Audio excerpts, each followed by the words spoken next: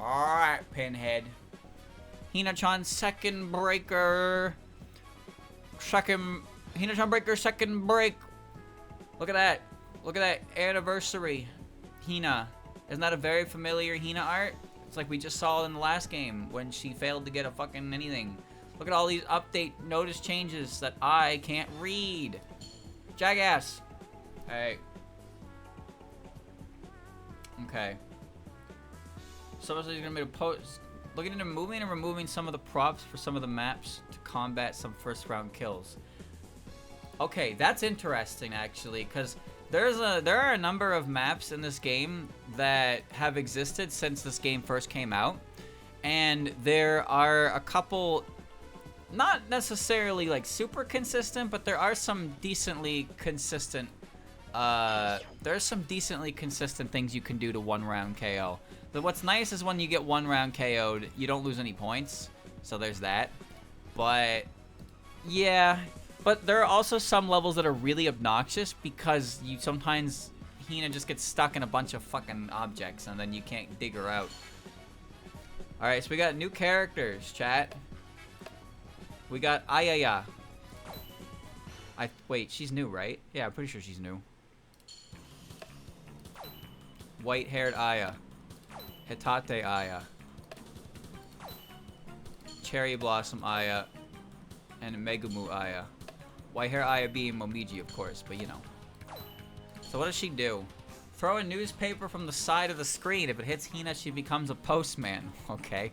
When she is a postman and you touch the screen, the turn is activated and she throws the newspaper in that direction.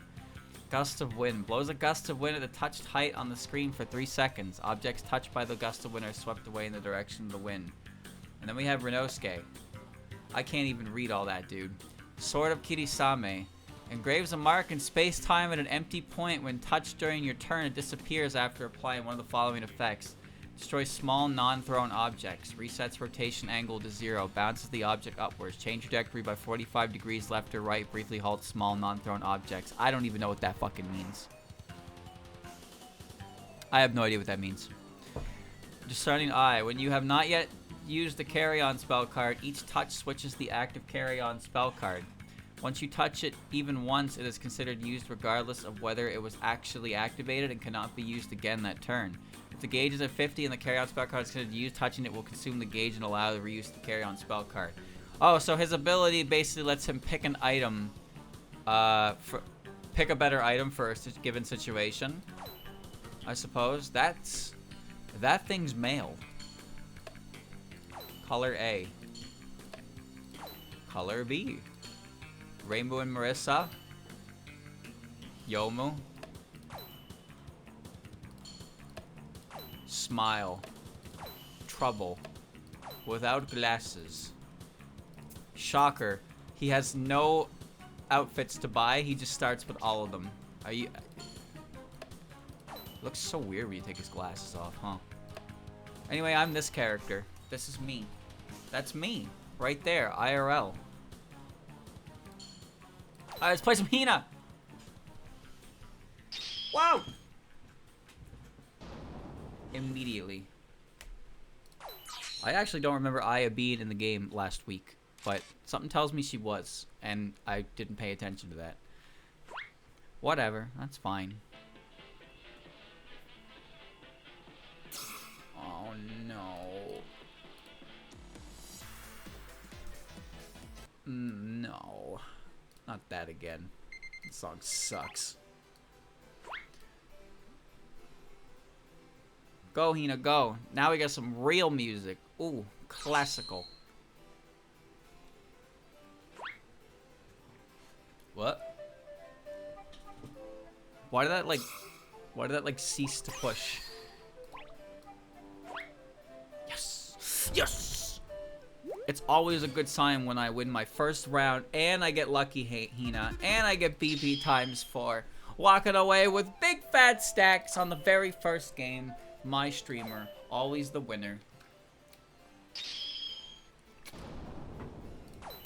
Oh, we're going again? Okay. Alright, buddy. Whatever you say, buddy. Whatever you say, pal. See, I hit her. It counts. It counts. Good old woodwind. Nothing beats woodwind.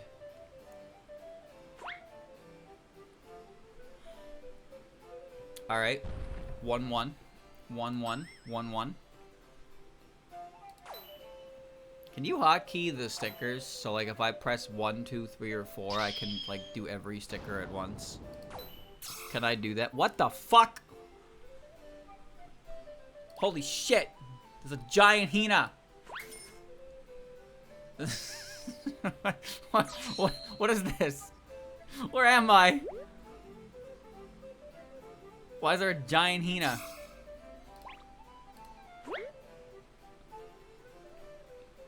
I don't get it. She drinks water and then her emotions like go wild. Water that makes you sad. Water that makes you glad. Water that makes you mad. That cloud's probably solid. That almost worked.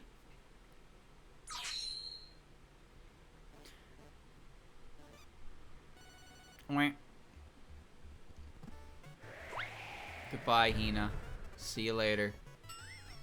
What kind of whack ass stage is that? You know what? It's better than the Jun game stage.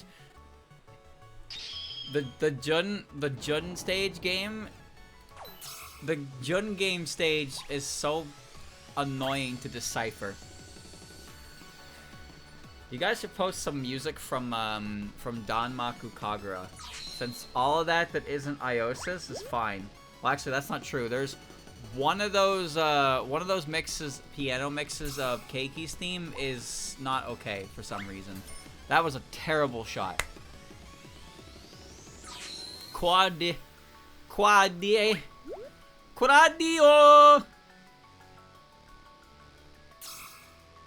Time for my imposter technique. That was so fucking bad, dude. God. Oh my god, that was so bad.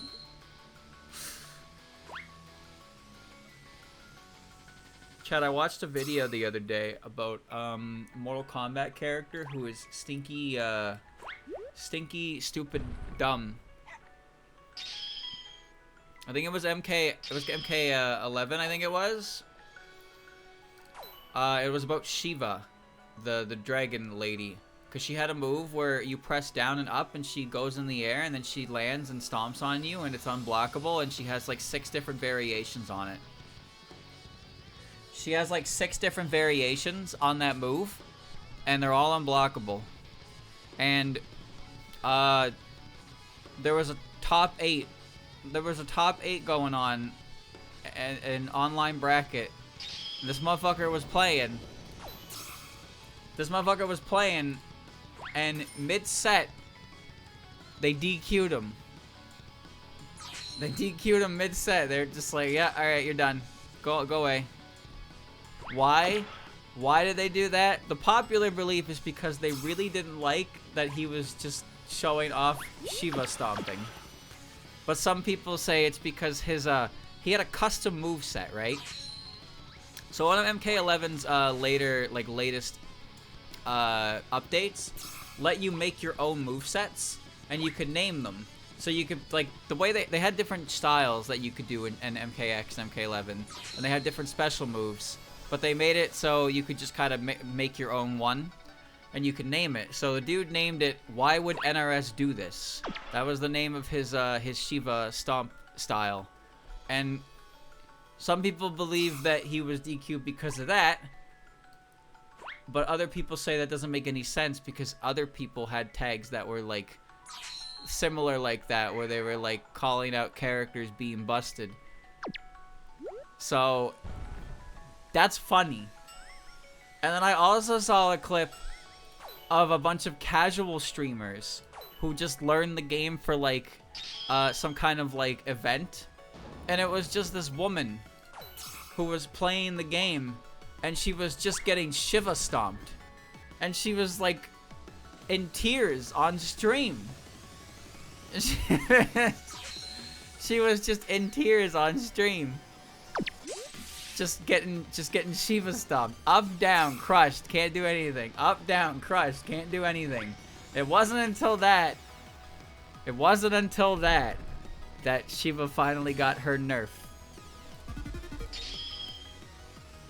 So yeah, Mortal Kombat's in an interesting state. Did you see they're gonna release MK1 Ultimate Edition? Because the DLC Pack 2 didn't sell as well as they wanted. So now basically support for the game is gonna die, and they're gonna move on. And the DLC was like $50. It came with a shitty campaign, and it came with guest characters and not guest characters, characters that were in the story but now they're playable as DLC. But they also made it so if you paid an additional $10 or $15, you would have access to the DLC a week early, but you wouldn't have access to any of the new guest characters or anything like that. You had to wait like everybody else for those. But you could still pay $10 to get it early if you wanted. Whoa, it's like fucking black and white music mixed with Toho. That's crazy. It's Yuko's theme with Route 10. It's actually really good.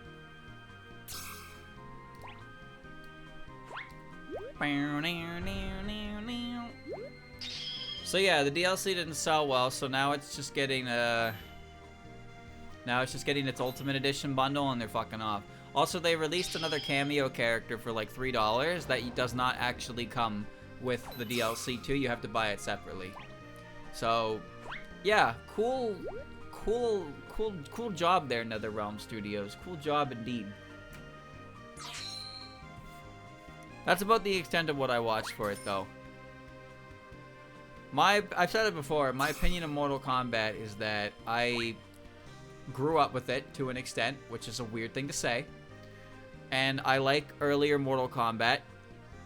And I thought the revival, MK9, was cool. And MKX I thought was neat for, like, the early years. After that, I was kind of like, that's kind of the end of Mortal Kombat for me.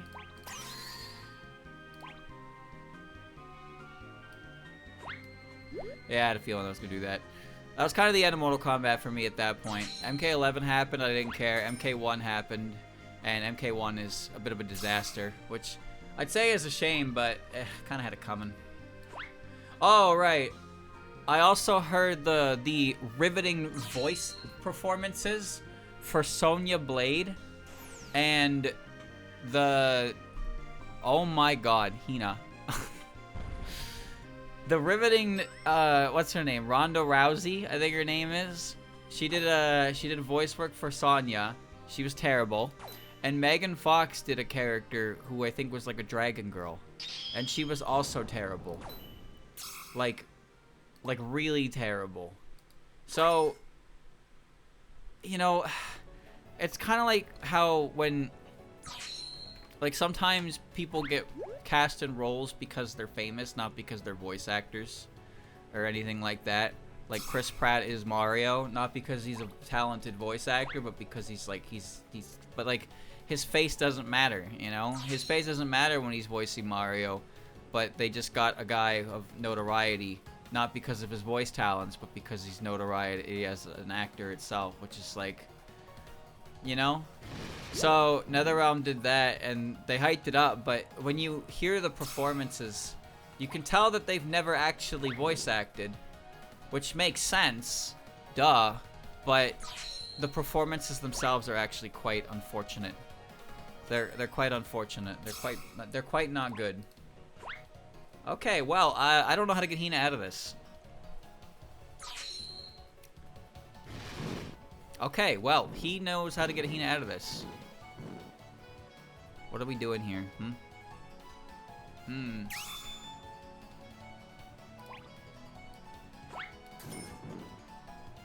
Oh, what? Hina, what are you doing? You're not a woodpecker!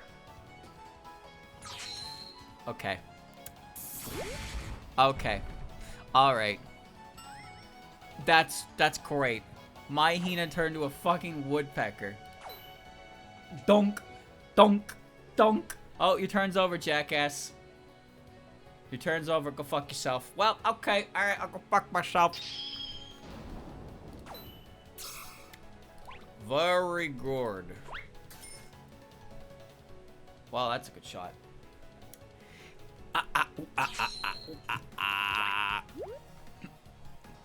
Why he just throwing shit, though? Why he just throw shit? Great. Anyway, I forgot what I was talking about. Uh-oh. This could be it. This could be it. This could be the shot. Oh!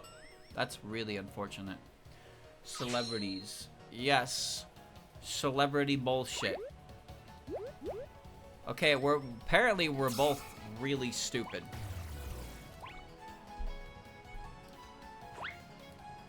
Okay, that works. Bark. BP times 5? That's a huge roll. That would have been so much better with a victory, though. A victory cry. Ha, ha, ha.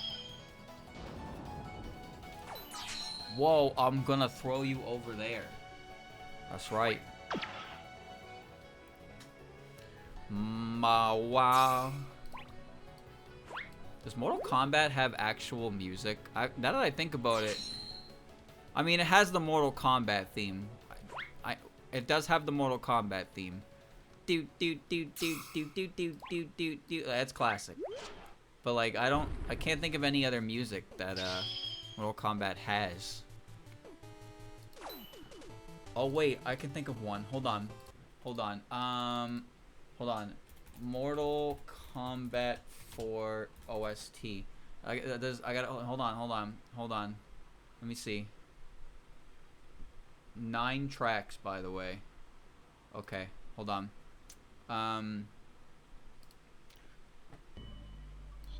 Not that one. Not that one. This one? This one. No, not that one. This one? That's Goro's theme. Wait, actually, Goro's theme kind of intense. Hold on, let that go for a second.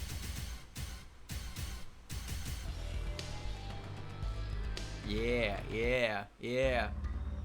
It's the prison. No. Where is it? Okay, alright, don't worry about that.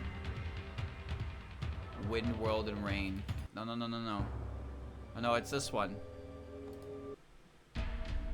No, shit. This one? No, it is this one.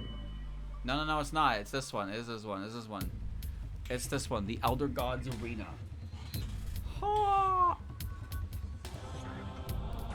This one. What is that? What is that fucking noise? Is that a person screaming? Like, what is that?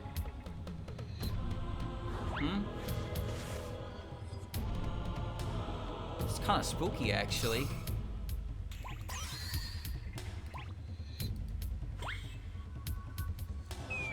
It's kind of spooky. That's the whole loop, by the way. That's the whole loop. Okay. Very good. Very good music we got there. Sub-Zero. Scorpion. They introduced time travel into the whole story, which made it all kinds of messy. Very good. Very good. This is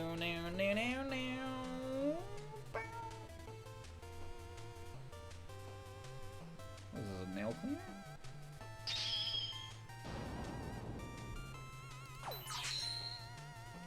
Itamakizu Abuba. Bouncy. Shakuya. Chad, you see that channel that uploads the HD, like 8K restorations of old Toho Flash videos? They started uploading stuff again. It's been like a while. They upload a couple more things. It's pretty cool. The preservation of old internet culture, but in 8K. Insane. That guy's great. I don't even know who he is. All those old... You can find the same Flash videos on, like, accounts for like 13 years ago, with the highest quality being 360, 480 even if you're lucky. But he's got massive, big restoration project. Very good. Preservation of the world of ours. That's fucking unbelievable. That's unbelievable that she's not dead. Why is she not dead? Oh well. Easy come, easy go. Lose your Hina rank, gain your Hina rank. Lose your Hina rank, gain your Hina rank. He's only uploaded 4-ish new videos, you know.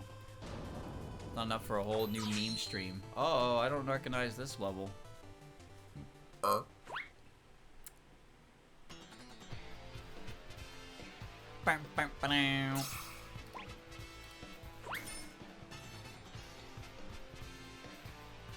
Well, okay then. Dude. What's your plan, jackass?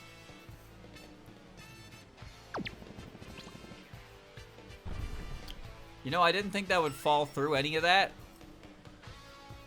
Maybe you could scroll the screen down further than that. I wouldn't know, I didn't get a turn. Yes. Yes. You've exhausted all your content, streamer. That's not true. I've only exhausted a majority of it. There's no exhaustion here. Well, actually, the most exhausting thing is sometimes when I get up in the morning, aka the afternoon, I think, man, wouldn't it be great if I just did nothing today? And then I have to, like, fight a personal battle. Of being, like, actually doing something today would be a great idea. I love myself. I love myself. Great, now she's in the stew.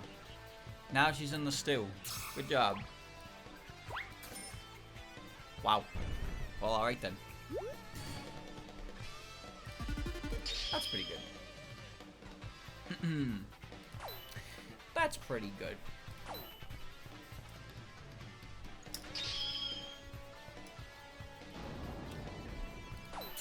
Alright. See, chat, there's a number of games I've been thinking about, like, replaying. You know? Like some Toho games I want to replay. But I'm not really sure how to go about it. So I think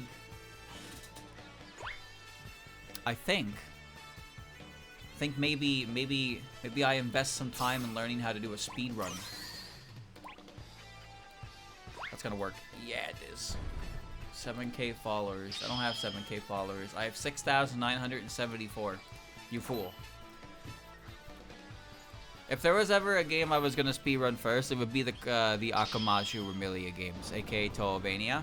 Because not only are they short, I really enjoy them, and I'm not that bad at them. But, well, the thing is, I'm unemployed now, so, like, I could have longer streams dedicated to learning speedruns, for the sake of it. But, also, I'm completely new to speedruns, and a lot of speedruns are very intimidating, so I'd rather start with something I'm very familiar with. Which would be Toobania for sure. I really enjoy those games. But, yeah, nothing crazy.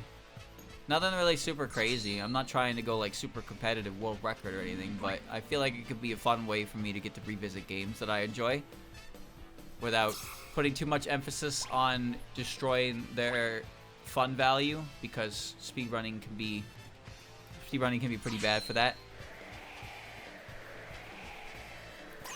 Depends how hard you grind. It depends on how hard you grind it. They do say that when it comes to speedrunning, it's impossible to play a game that you speedrun casually again. But, like, some people speedrun games because they really, really like the game. Right?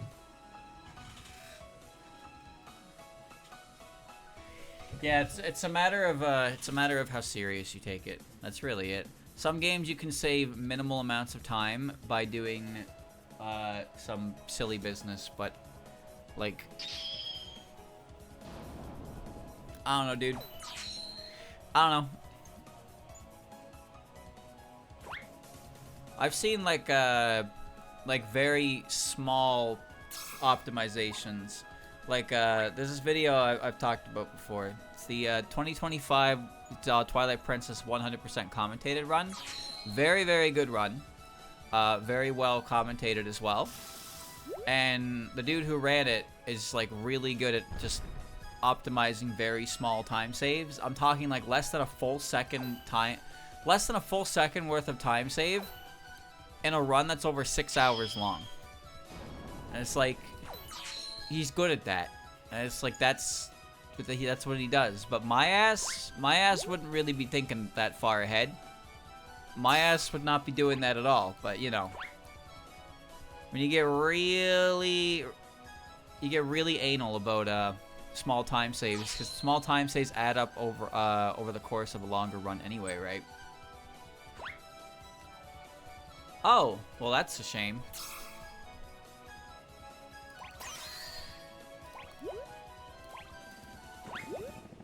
Okay. Wow. Another lucky chance. Oh my god, really? For me? 7,000 more BP in my bank account? My bonus point. I'll still mostly be doing just whatever, but like I said, I want a good reason to play some games I played before again. Well, Total Soccer is one that I'd like to play again, but that one's less of a speedrun intrigue and more of a modding intrigue, which that could be happening any day now. And also, Busy Person IN is in development. I don't remember if I mentioned that, but like this was back in like the beginning of July, like when I was on vacation. The guy who was working on it responded in the Cord and was like, yeah, I'm working on it. It's going well. I'm still working on it. I forget what his time frame he said was, but I think he said this year. Could you imagine? The back half of this year is full of games. The back half of this year is full of games I really want to play, assuming they come out in the back half of this year. Fantasy Maiden Wars is going to be the big one. The video recording got delayed. Yeah, but only by a couple weeks, which I'm fine with. Because I prefer that game to be as polished as possible. For sure. Also, it releasing August 22nd, that's like, what? 2 days before Touhou 20 comes out? I think, I feel like strategically, it's good to release close to a new Touhou game, but not so close that everybody is playing the new game and, you know, you kind of like sitting there with your grand fanfare. Oh, that almost worked. Complete box, Busy Person, yeah. We got some Touhou games. We do.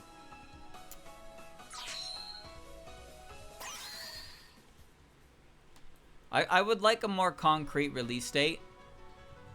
For, what do you call it? For Fantasy Maiden Wars.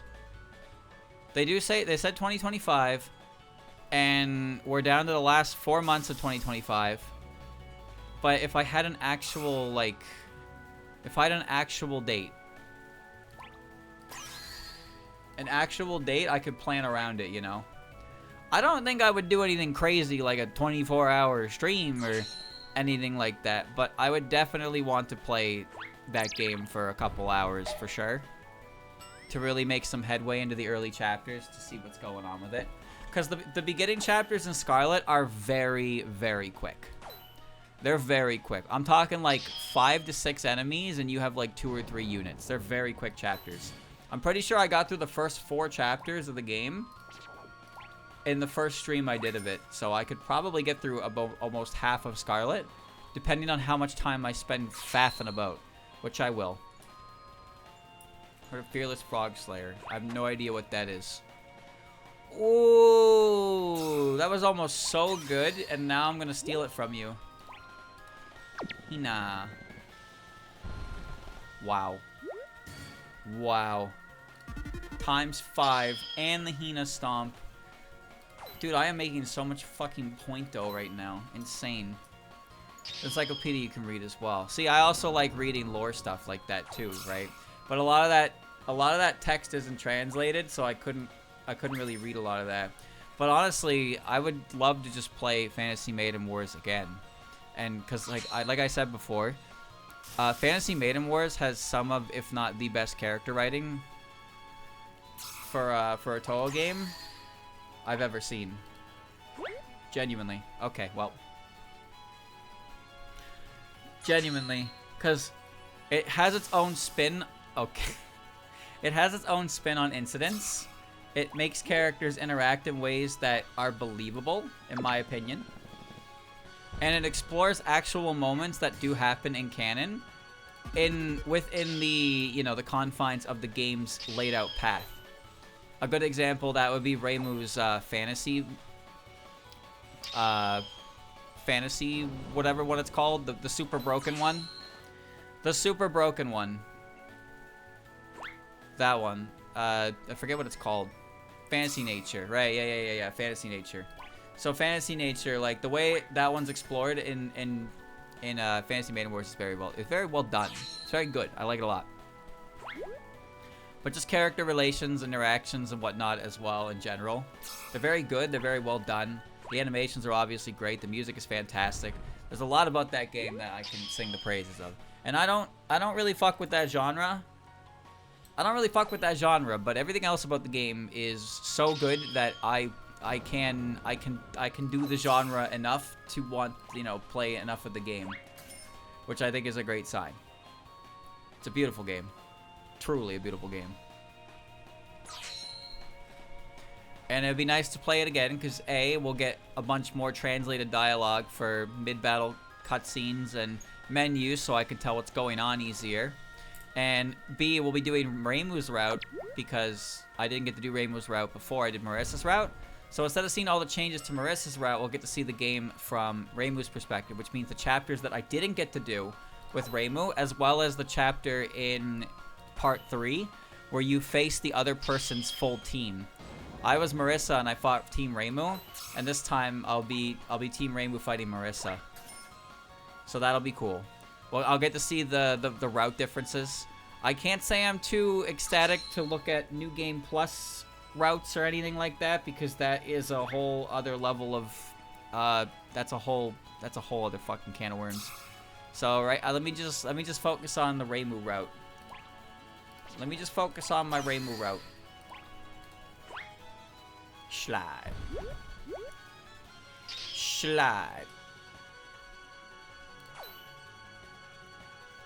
Also, I believe, I don't know if some characters got new moves in Complete Box, but I do know at the very least that some characters got extra themes added to attacks. Like, the Komeiji sisters combo move that they do. They got, the Complete Box gave them their own theme for that. Oh, well, that didn't work. Instead of it just being their regular theme, they got their own unique theme for that attack.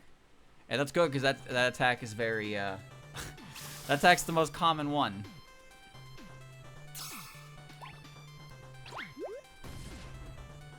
Okay, Hina.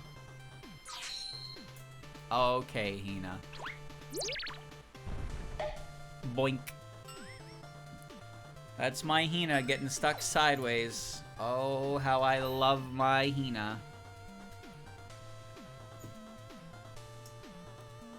There's like so many fucking tracks from Fantasy Maiden Wars. It's insane. So many of them are really good too. I have my favorites. I really like the Violent Battle rendition of Flandue's theme. I really like Tenshi's theme. Mima's theme is really good. One of my favorites is actually Yorihime's theme. That one's really fucking good. That one's a very, very good theme. But like, no theme is bad. They're all really good themes. Some of them are goofy, but some of them are like, and some of them are pretty neutral, but some of them are like really intensive. The boss characters have some good ass themes. I like Reisen's theme for that one attack she does, where she goes like clone mode. That one's a great theme. Chills. He got chills. I don't really, like, I don't know, it feels like, it feels kind of random to me, but I don't really follow the game. Because the Complete Box has been out for a while, right? Complete Box has been out for a while now. And there was a fan effort to make it translated for years. And suddenly, here we are at the back end of 2025, and it's like, actually, the game is being translated, and it will be out before the end of this year, and it's like, what? Like, okay. Like, what caused that?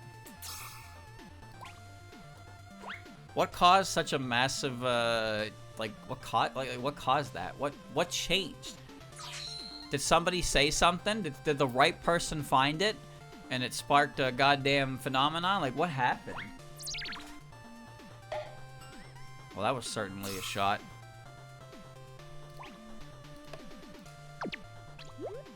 Alright, Hina, stand tall. Fantasy Wars beat everything in Japanese. Which VTuber played it? Probably none of them. Probably none of them. I don't think a single VTuber that you would see who speaks Japanese that is popular would be able to play a game of a tactics RPG. Not to be, like, mean or anything, but, you know. There's a pretty... There's a certain genre that... There's certain easier genres. Not all of them are gamers. There's one of them that I saw, though. I think her name is Botan. I saw a clip of her playing Resident Evil Village, because apparently she was a professional esports player for FPSs, which is like, okay, but I saw the clip where she gets jump scared in the window in RE8, but she doesn't get like make a reaction. She simply aims and lands a perfect headshot, like it's fucking nothing. And then immediately turns the corner and pops another headshot directly into him again. And it's like, that is an impressive level of accuracy for how little prep time she had to make that shot.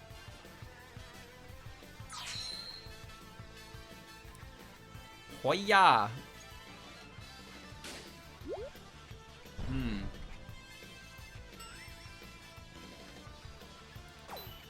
That bullet is very strange, but it's effective when it needs to be.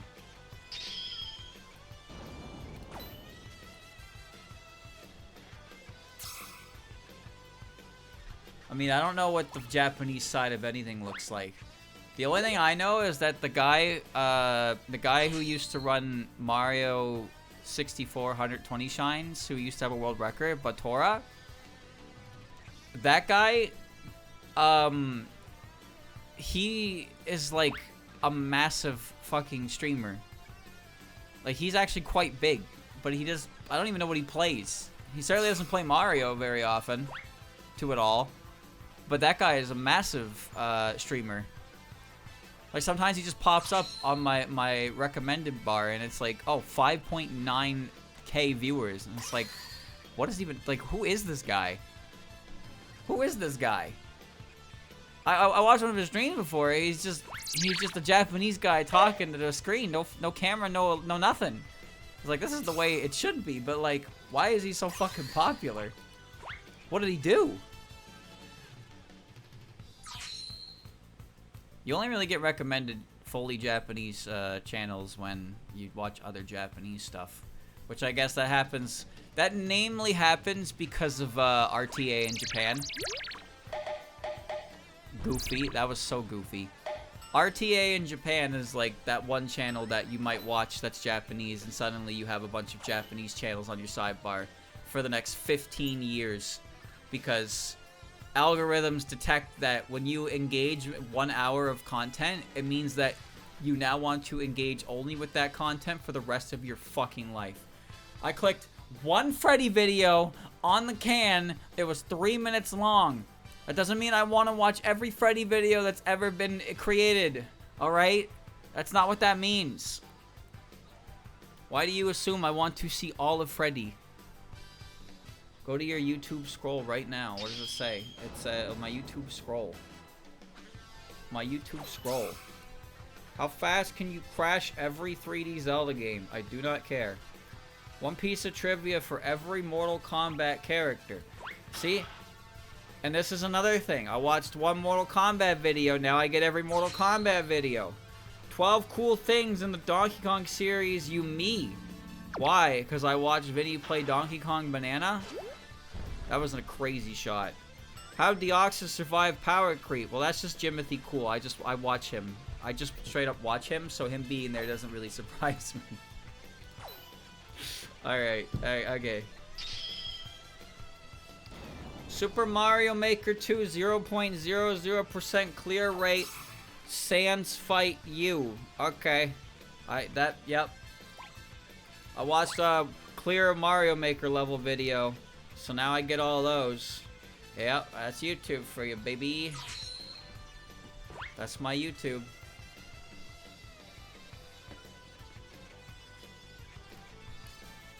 Did you watch a horse girl video? Oh, you poor fucking fool. You absolute dumbass. Prepare to hear about hort girls for the end of your life.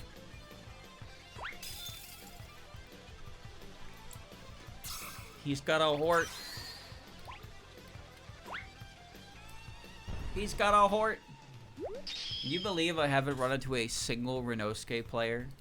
Can you believe nobody is playing this new character with an ability that I don't understand? Who's my favorite hort? It's Twin Turbo. That's my favorite hort.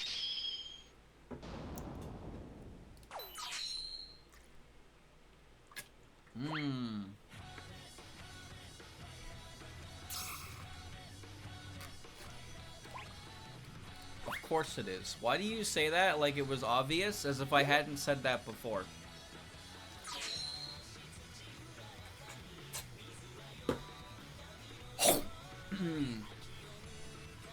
He isn't playable in ranked yet. How? What? What? How could he not be playable in ranked? That doesn't even make any sense. Oh, well, that sucks. Harvest. The song isn't even good. Sakenya isn't very good. Streamer, your opinions aren't very good. Yeah, but we're not talking about my opinions. We're talking about Sakenya. Right. Right. I forgot the elevation of my Hina. I literally just gave him the win. Because I forgot I forgot how my own fucking ability works again. Streamer, angry react baiting again. Well, what else am I supposed to do to get viewer engagement? Actually talk to ya? I have to insult the things that you like so you can come up to bat for them. Then we can engage in conversation. It's the only way we can do it. It's the only way I can do it. No, but I actually don't really particularly like their the sound of their singer. But I also don't like Butsu Otome, as I'm sure you know. I don't like their singer either. There's just something about their voice and inflection that I don't particularly enjoy. I really like Tanabata. Tanabata has a really fucking nice voice. Their singer is very, very good. Very good voice. But yeah, I don't like Butsu Otome singer or Sekenya's singer. Kind of a shame. It's kind of a shame. But if you don't vibe with the voice, then you're in trouble. That's how it be.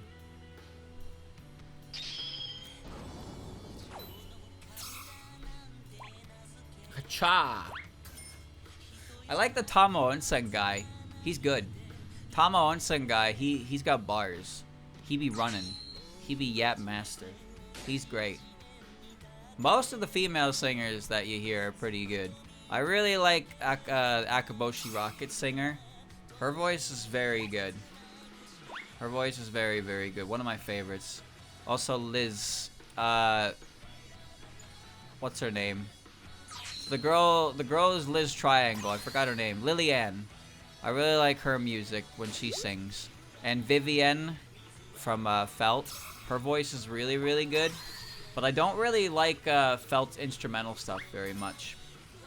I like their vocal stuff quite a lot, though. She's a very powerful voice.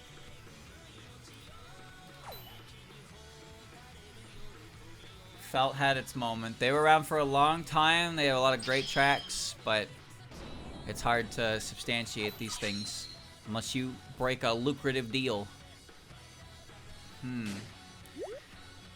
It's not that I didn't like... Whoa, nice shot.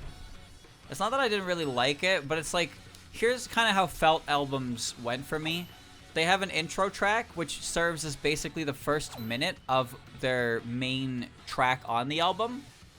And then they have a couple vocal songs that range from 3 to 5 minutes, which are usually pretty good, because I like the singer. But then they'll have like a 6.5-minute instrumental track that I feel like just goes nowhere. And I'm just kind of like waiting for it to go... I'm kind of just waiting for it to go to the next, the next track. This is that fucking Moko song. This is that fucking, the one where she goes, drop the brakes! You know. That one. You think I don't recognize this music?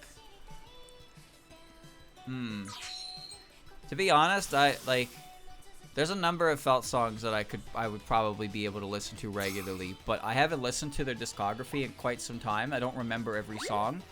But I can guarantee you, if I just like played their songs, I'd be like, oh, I recognize this song. I remember this song. I fucking love this song. My favorite is Day and Night. Day and Night is such a good fucking song. That might be my favorite song, like, in general at this point. Puppet in the Dark is pretty good. I like that one. There's more I'm definitely forgetting. But yeah, you'll have to song request them. Ha ha ha ha ha. You'll have to song request all of them. There was a point where I went through like all of Felt's discography up to their latest album, like years ago. And I got through pretty much all of it. The problem is I don't remember a lot of the tracks anymore. But I know I had a number of them that I liked. But I tend to... What tends to happen is I save a bunch of tracks that I like. And then a couple tracks that I really like kind of sift to the top. And they become the main songs that I listen to. So it's like, oh, they're... Like, let's say, for example, I listen to 20 songs by Felt. Right? I'll listen to 20 songs by Felt. I'll save 10 of them because I like them. And I'll put them on a playlist. And then I'll find myself actively wanting to listen to about 3 of them. And so, like... like, the other songs are good, and I like them. But I'll find myself thinking, damn, I want to listen to this one specifically. And I will, like, actively skip through the playlist to get to the songs that I really, really like. So that's kind of how my playlist shenanigan works. Is there's a lot of tracks that I can enjoy if I'm hearing them, but I'm pretty picky about which songs I actually choose to listen to, I guess. They gotta have like a real emotional fucking reaction on me. I really thought that would work.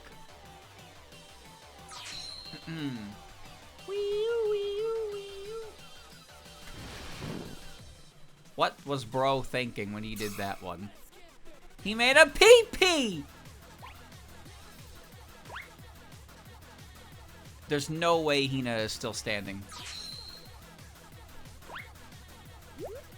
Are you for real, dude? Oh my god. That was a load of shit. Great. Drop the bass. Quack.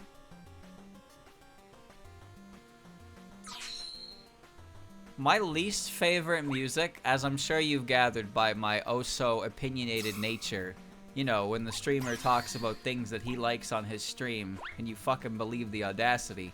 But, there's a number of, tracks in Dankag, for example, where the entire fucking song changes what it is so many times that it doesn't even feel like it's music.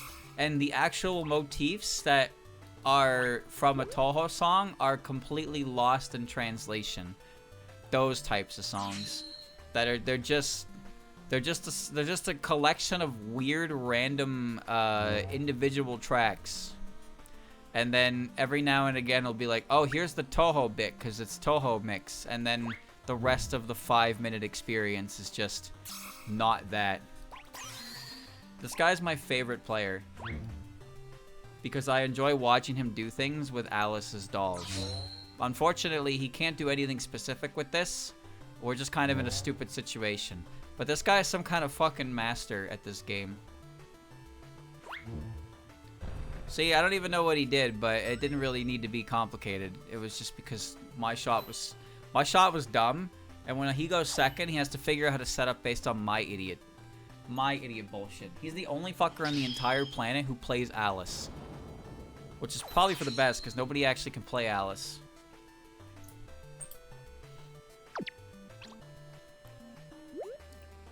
I am so ready for this shot. Ready? Bang. Headshot. In case it wasn't obvious, my favorite genre of music is music that I can fall asleep to. That's my favorite kind of music. Ooh, this is kind of wild, actually. How do I do this? Is this even gonna hit her? I don't think it is. Yeah, she's just gonna jump over it.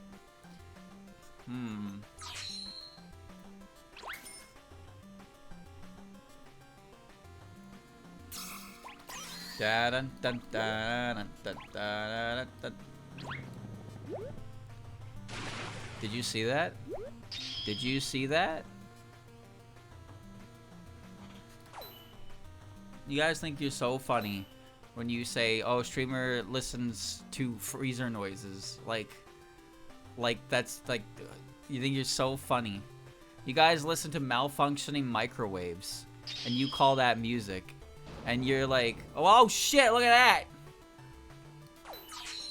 You listen to malfunctioning electronics and call it music. But me sleeping to the sound of a big fan is like, it's so weird, streamer. That's so weird. And you're like, man, this beat slaps. And it's like, your fucking computer is blue screening. Doom, doom, doom, doom, doom, doom, doom.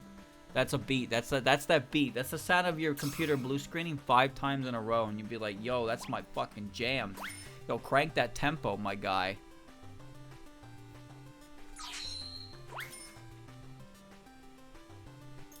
That was insane. Everything that's just happened has been insane. And now it's time to end it. Good. I hate the most common beat EDM.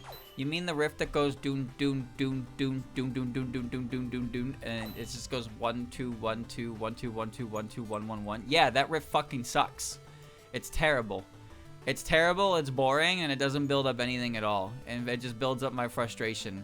But Eurobeat is also like a collection of the same 5 samples for background music, and then it. What the hell? Where are we?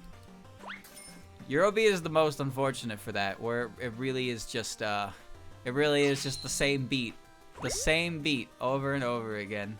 How unrefined. Why is Shizuha in the audience? She's just sitting down there in the audience. I knew it. Watch your mouth. Huge. There you go. Huge. 5976. 56709. I like rock. Rock is pretty cool. You know, music that is exciting and music that is relaxing. I know this song. This is the bunny rap song. It's pretty good. Bam, bam. This one's got a good beat. So much of rock is overrated. Oh, well, I mean, I don't particularly give a shit about any rock that actually is real. I know how that sounds. I know how that sounds, but what I mean by that is, like, a lot of the stuff that my friends listened to in middle school, things like Nirburner, Chili Pepper, Queens of the Stone Age, Pink Pink Floyd, all those, you know, all those like rock, alternative rock, whatever you want to call them. All of that wasn't for me. It just wasn't. I didn't really vibe with any of them at all. Didn't really vibe with any of them at all.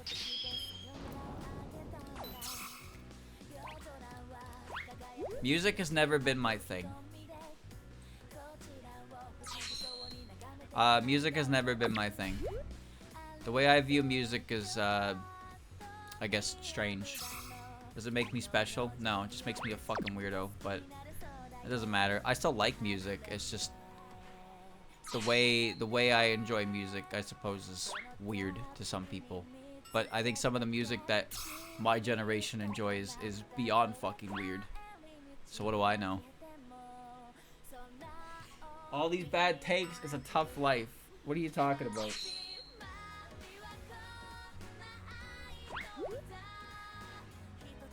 Why do you listen to music that sounds like a corrupted printer? Can you tell me the answer? Can you tell me the answer? Why do you listen to music that sounds like the drones are breaking into your house? It says freezer.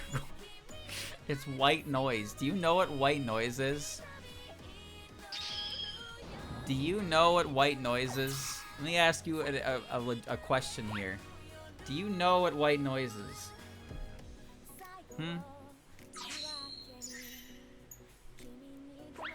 Do you know? Yeah, I listen to it. No, you listen to noise. That's your favorite genre. Noise slop. He enjoys noise slop.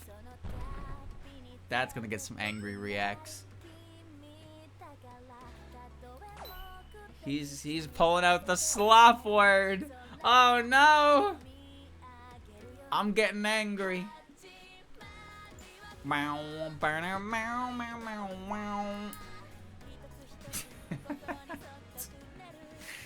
So angry.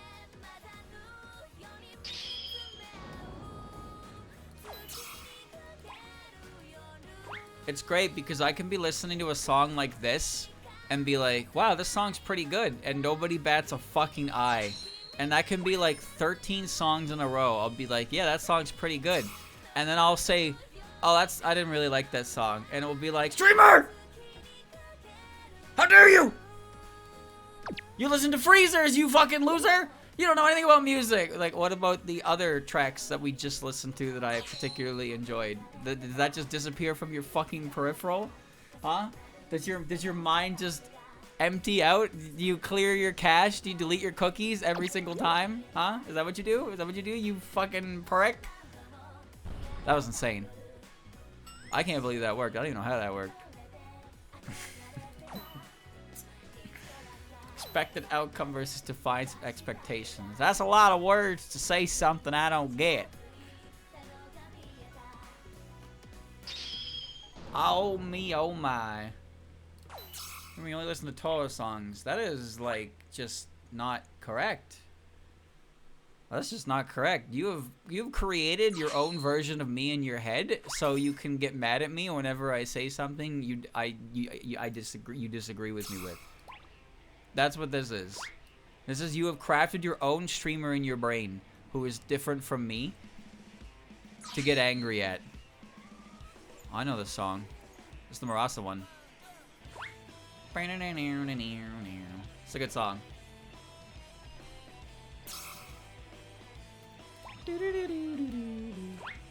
It'll work. Why didn't that work? Oh, it worked. Nice. See, you've created the version of me who, like, headbangs to the sound of a freezer. And you only talk to this version of me whenever I say something that you disagree with. Otherwise, this version of me doesn't exist. It only exists when you're angry at me. So you can feel like that you're right and I'm wrong. That's what's going on here. Oh, wow, wow. What the fuck is this color? What the hell? That's so weird. Heard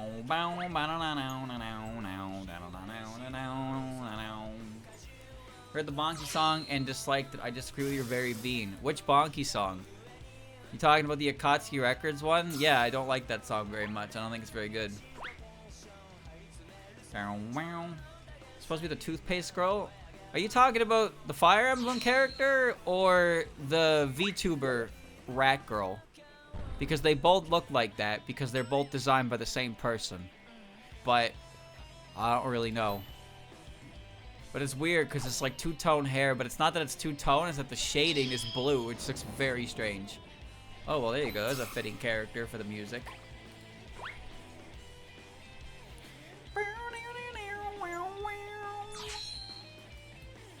Nintendo snitch. That's me. Wait, I mean, no, it's not. Don't call yourself a Nintendo snitch. Oh, God. That's how you die. And I mean, it's not like Nintendo's gonna give me anything. Thanks for reporting those jailbroken Switch 2s. Here's a $15 gift card for not Nintendo products, because we're not giving you a discount on our games, asshole. But I stopped piracy for you. You sure did, champ. Thanks a lot. How about a tour of our headquarters? How about a tour of our cool museum? Gotta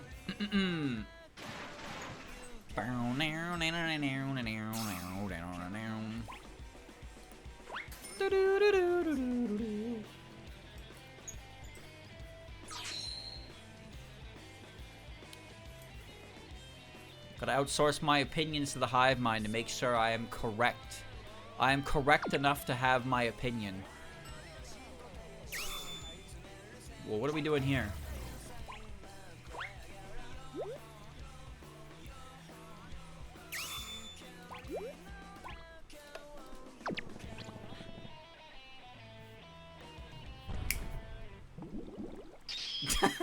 What?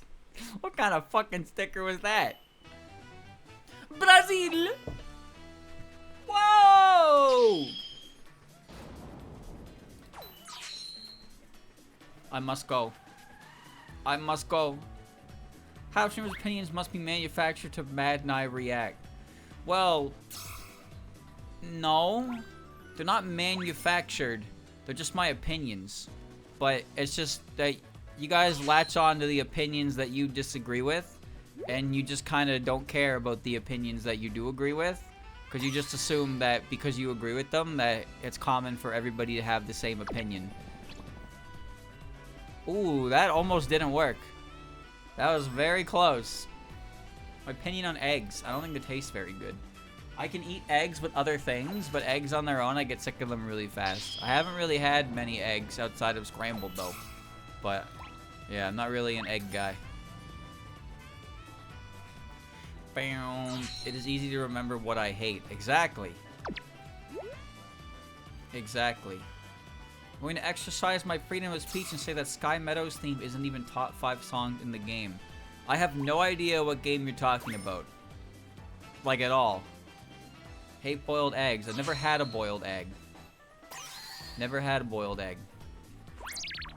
We had this conversation before with in Spell Carnival. Streamer has never had a boiled egg. He didn't even know how to make a boiled egg. Apparently that was crazy to some people. People were thought that was insane. I didn't know how to do it.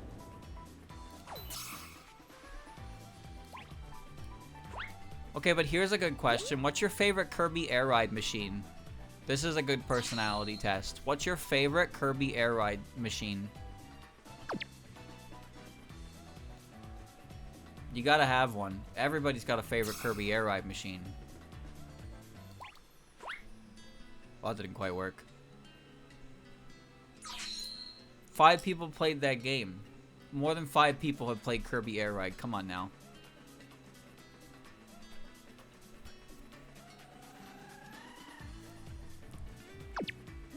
Now I understand why my chat is so decrepit and balding. Because they've never played a good game in their fucking lives. It all makes sense now. I get it. I get it. None of you have played Kirby? None of you have played Kirby Airride. How's that even possible? How is that even possible? I don't even understand how that's possible. You've never played Kirby Airride. This guy has so many wins. I have PS2 Bomberman cart. What? What?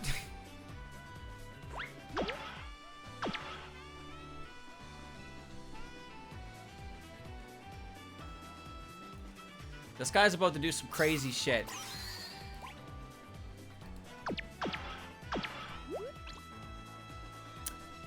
Welp. That's unfortunate.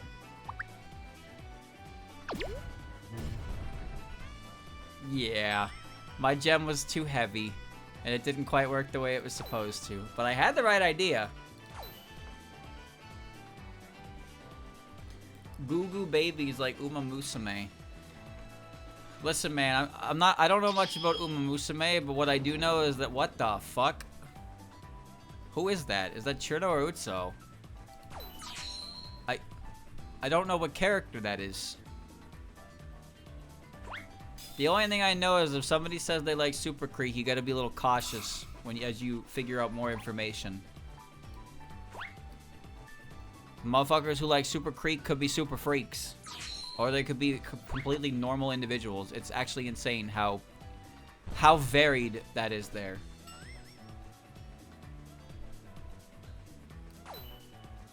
Ah, wow. That was Churno because of the ice ball. I can't believe none of you played Airride. None of you played Airride.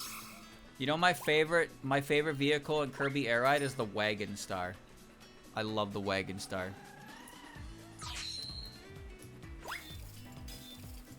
Ha ha ha. It's a good ass card. Oh my god, I don't know what's solid and what's not in this fucking stage.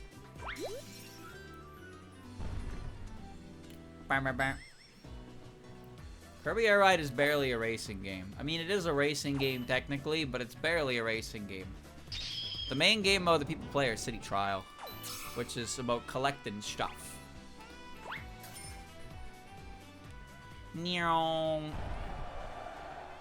So I'll play Airride. You see the Airride Deluxe that somebody made? Somebody made a mod for Kirby Airride Deluxe. Added new costumes, the ability to start with a random vehicle that's not the compact star, multiple stadium events in a stadium. That's pretty cool, right?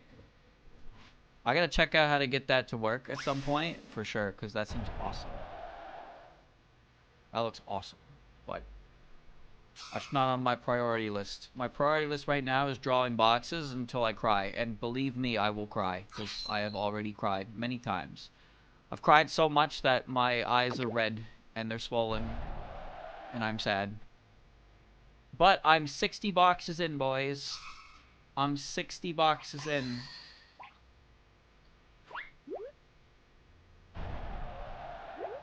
$60 out of 250. Yeah. Yep. We played the $70 Sega racing game. You know, I actually want to try that game, but like, for that price tag, I kind of don't.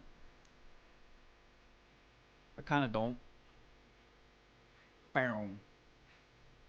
Well, speaking of Simpsons Hit and Run, I saw a mod that recently came out that made a interconnected map. So it connects all 3 area maps together as one map, and it adjusts the missions to like incorporate all the different places in Springfield, which is really cool. So downtown Springfield, the dock, and also Evergreen like Terrace. So Homer levels, Homer, Bart, and Lisa level.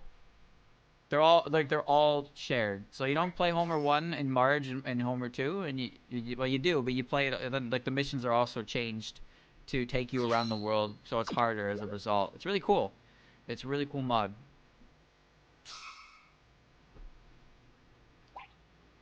Whee! See ya. Play Simpson. So I actually wanted to play Hit and Run a long time ago, but I saw on the Dolphin Wiki that there was like a game-breaking bug that prevented the cutscene in World 4 from playing properly, and it just made it so you couldn't progress.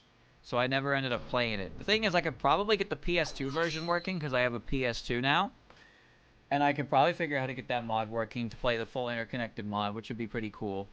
Because just Simpsons Hit and Run is actually like a great game. It's actually a great game. It has a pretty strong community behind it too, which is cool. There's also a mod called the Frank Grimes mod, which is basically not like Kaizo, but it's intended for people who are really good at the game. The missions are really tough. Frank Grimes, if you don't know, is a pretty infamous episode of Simpsons about the character Frank Grimes, who gets a job at the power plant. And he's basically the antithesis of Homer. How Homer just keeps failing upwards, but like Frank, who worked for his position, always doesn't really have what Homer has. And at the end of the episode, he kind of crashes out and starts going on about how he's Homer Simpson, acting like a fool, and then he kills himself by electrocuting himself. I forget. I think the episode's called Homer's Enemy. But yeah, it's a very well-known episode, and it's about that guy, Frank Grimes. I haven't seen that episode in years, but I did see that episode when it was on the air. It's a very, very well-known episode for sure. Cause like the ending is straight up, he just dies. Like, cause he crashes out, and then he electrocutes himself by being a fool. And it's like, oh shit. It's kind of fucked up. Roll, Hina, roll, roll, roll, roll, roll, roll, roll, roll, roll, roll, roll. Oh, okay, all right, no roll. You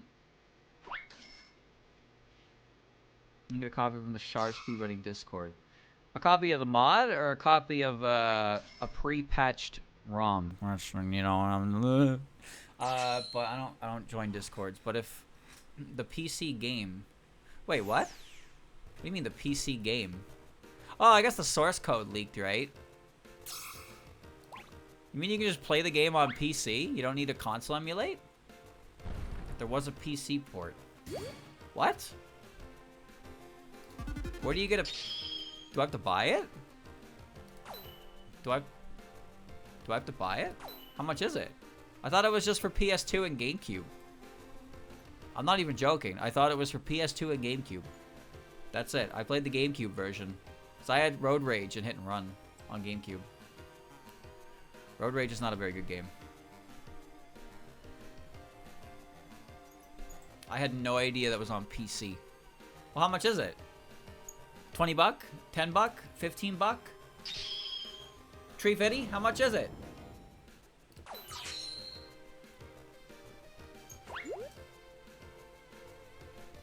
Not on sale. Well, how am I supposed to play it if I can't buy it? Huh? Ha! Ah!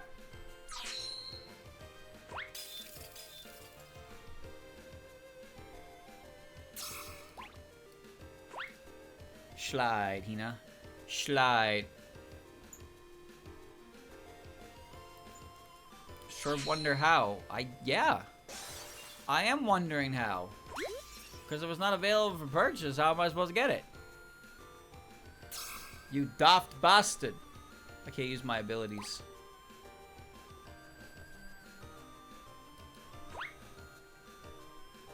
Well. Borrow a copy of it. How do you borrow a PC game?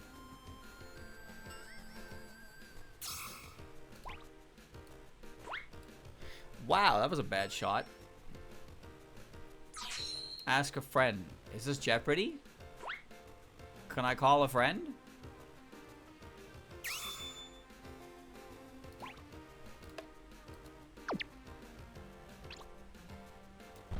Lifeline? The CD? What do you mean the CD? Give me the game.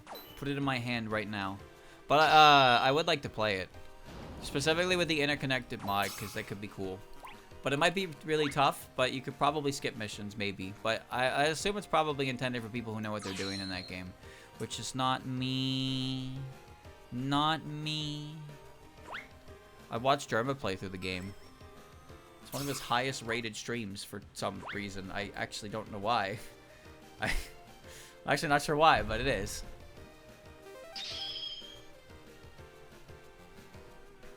Char is hard, dude. It's actually kind of hard. Some of the later game missions are actually insane. They get you to do a lot of shit. They're tough. Ka-cha. The Simpsons had another game, like the Simpsons movie game or something, right? It's a physical copy for 28 CAD on eBay. I am not... No. Hell no. I already own it on GameCube.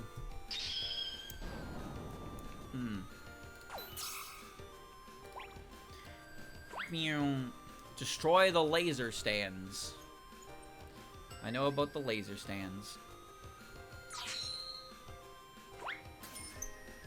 Simpsons Road Rage, unfortunately, was not a very good game. That was not a very good simp game. Sad to say. Boom, boom. Well, that worked, didn't it? GBA version. What? There was a What? You know what? Actually, that falls in line. There was a GBA version of everything. I had the GBA version of Battle for Bikini Bottom. It was a shitty 2D platformer that required you to collect 3 golden spatulas per level to beat the level. I accidentally guessed the password to the final boss. And that was kind of how I beat the game. Because I had a password system, and I literally guessed the password to the final boss. Don't ask me how I did it. Don't ask me how I did it, but I did. I did. I actually did. I put in for complete fucking nonsense, and it warped me to SpongeBot. I was just like, what? Okay. And that's how I explored other levels, because I just backtracked from that final level and just checked other levels out.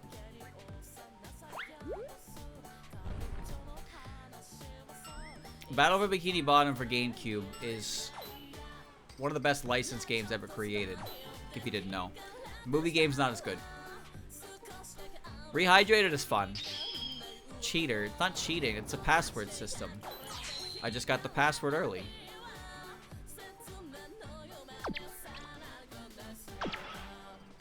Bow, bow, bow, bow.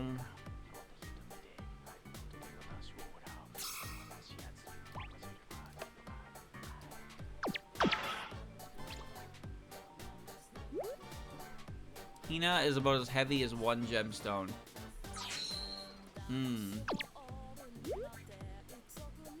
Well, alright, I'm not gonna do that anymore because it just causes me to lose. Learned.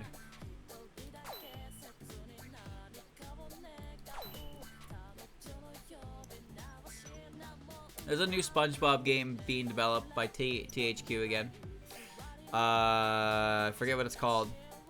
Something about tides or something like that. But you play as SpongeBob and Patrick, duh. You get a pre-order bonus to make them cheeks out, which is like, okay. SpongeBob games are pretty solid. The later ones aren't as good, but Battle for Bikini Bottom is actually like a really good game.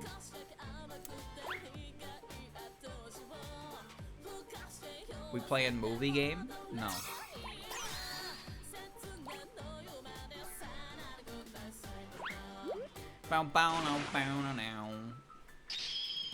Movie game. You want to listen to this track? Listen to this. Listen to this. Cinnamon? No. Listen to this. Battle for Bikini Bottom GBA boss music. Oh my god. They really just have every fucking song in the world on YouTube, don't they? Here, this is the boss fight theme for Battle for Bikini Bottom on the Game Boy Advance. There you go.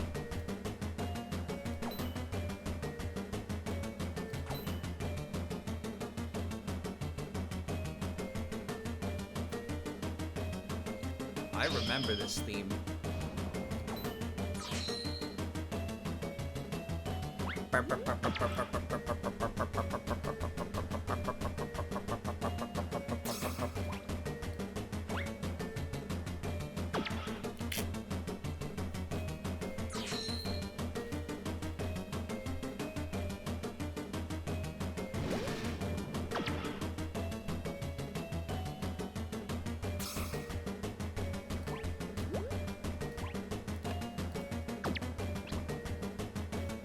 So close.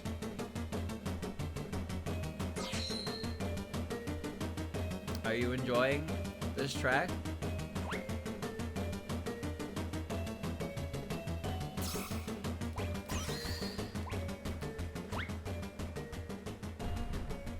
Did you enjoy this track? Stompy Hina. Did you enjoy that? I did not. I didn't enjoy that at all. I want my money back. Mm-mm.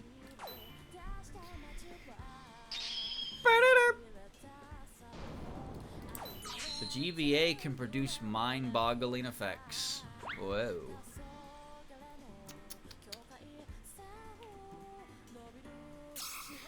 Dobby doo da do that do da ba dum ba da dum ba dum da dum da dum da dum da dum da dum ba da dum ba da da dum. Cinnamon. Cinnamon. Yeah, yeah, yeah.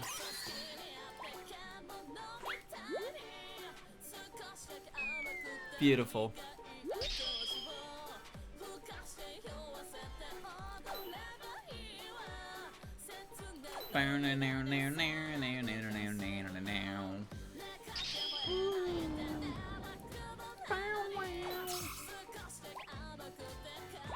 It's funny to me how many games got a random GBA version that was just like not the same game. It just wasn't.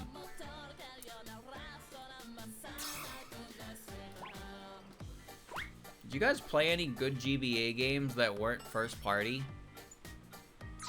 I'm actually having a hard time remembering a single GBA game I played that I enjoyed that wasn't a first party Nintendo game.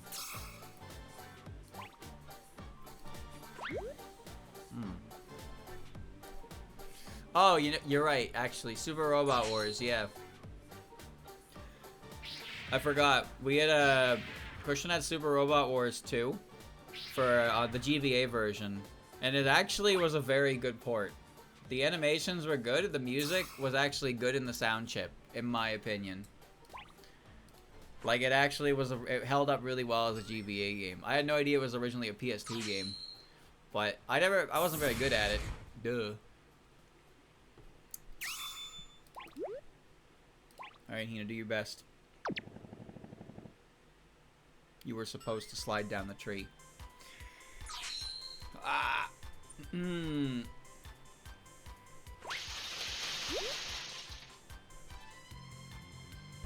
Well, alright.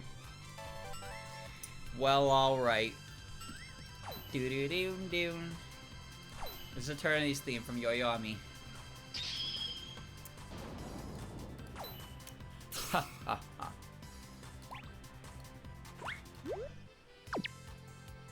Do-do-do-do-do-do-do. That game is very difficult for how nice it looks. That's for sure.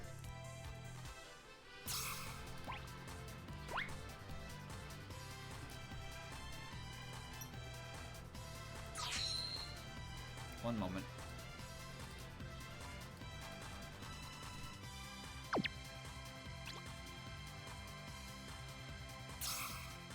Okay. Bang. Bang Dream. So ugly games should be hard. No, but I'm saying that it's a very cutesy game, but it's actually quite difficult. It has the palette of a game that's not too difficult, but then you play it and it chops your balls off, and it's like, oh, fuck.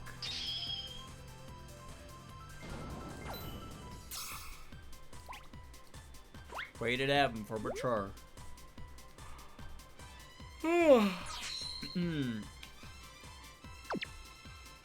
What the hell? What just happened? Alright, Hina, walk the fucking plank. Go do it now. Do it now. Walk the plank.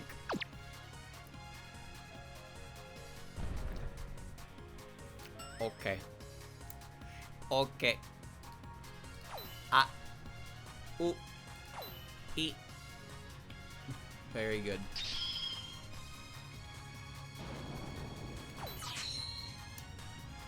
This one is kind of a boring stage. Maybe it's just because it's very plain. It's just a background that is a black ground. Oh.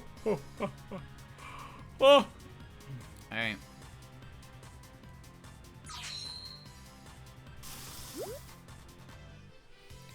A pretty good amount of difficult Toho fan games.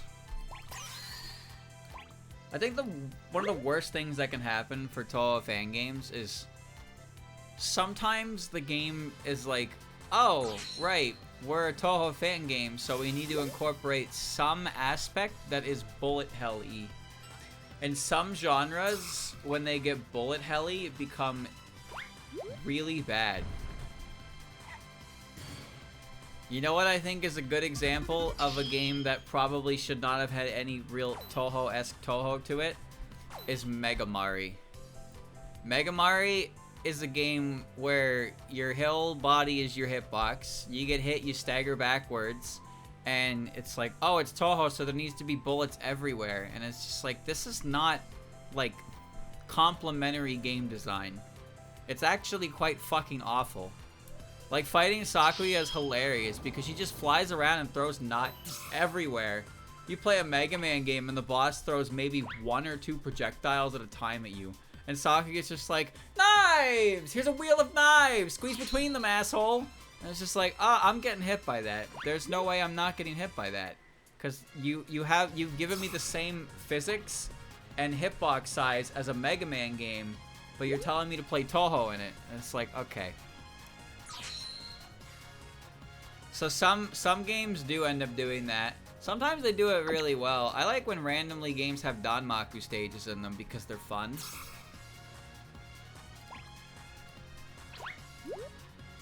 Oh my god. Random Danmaku, like, side shooter stages are pretty fun. But there's often times where I feel like a large degree of bullets becomes obnoxious unless you have a good gameplay element used exclusively for dealing with it. Like an invincible option or something like that. Fantasy Maiden Wars does it with the Danmaku being like an area effect. And you have grazing as an effect to, like, mitigate the Danmaku field. So that one I think does a pretty good job utilizing the idea of Toho without actually making it super intrusive to the game. It's what I'd say if I had any fucking idea what the hell? Any idea what any of that does, because on easy mode you can pretty much ignore all of it. So I'm gonna have to learn how exactly that works once I play the complete box. Wow. Down, wow, wow. Ka-chow. Kerchow. Tohovania does it too, but Tohovania shrinks your hitbox to, like, Toho accuracy when you're flying, so it can get away with it. It just doesn't tell you that, like, at all. It doesn't do a very good job making that very clear. So some people have a problem with that game. They call it very frustrating and unfair. I think the game is great, but yeah, I think it doesn't tell you. It doesn't tell you enough information out the gate that it probably should. I think you dropped the wrong item, my guy. Alright. Okay. Alright then. Not what I expected to have happen, but that's fine. Paid actor. You mean paid actor? He was throwing there, so I would put him in a better position to win. But then I just won from that position. You think I'd pay any of you to throw a match in Hina? Never. Okay, hold on. Something's going on here. Something's going on here with the video gamers. They're not gaming. Artificially inflating Hina points. I gained like 10 points. It's fine. The box. Anyway, let's all gather around the campfire. What do you say, boys? For $15, plus the additional $5.99 of the Switch 2 and $30 Switch 2 camera, you can chill by the campfire. Okay, I have no idea what just happened, but that was pretty cool. You guys want to chill by the campfire? The Switch 2 campfire? Eh?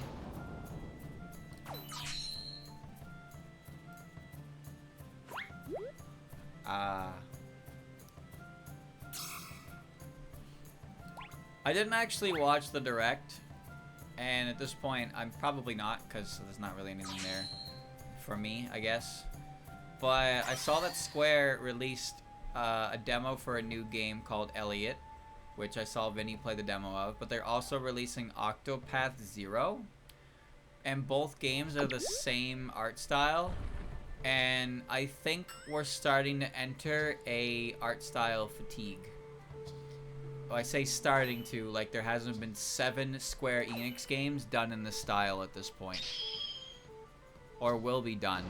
We have the original Octopath Traveler, we have Octopath Traveler 2, I'm pretty sure Triangle Strategy was like this, but I don't know anything about that game.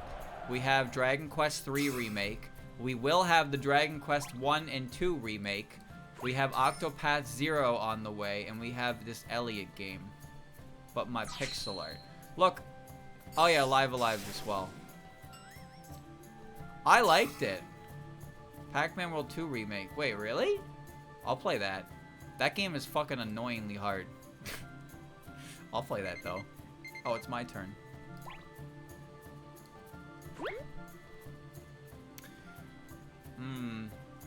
I liked the style because it blended 3D effects with 2D graphics very well, but now that the same game has effectively come out and will be coming out 8 times, you start to kind of notice the flaws and you start to get more irritated by them. There's so much post-processing. There's so much bloom. Like, everything looks so fucking bright. And it makes the sprite work look blurry because of how much bloom is on all of it. But yeah, like now it becomes easy to nitpick, and it becomes easy to become annoyed with the style because they keep doing it. They keep doing it, and it'll be like 8 games, because obviously Dragon Quest 1 and 2 will be coming out in that style. They can't change that at this point, but this Elliot game and new Octopath game are also going to be in this style, so that's 4 games that are coming out in that style. And you know, it is what it is. Would you say it's still better than their B budget Mana remake games?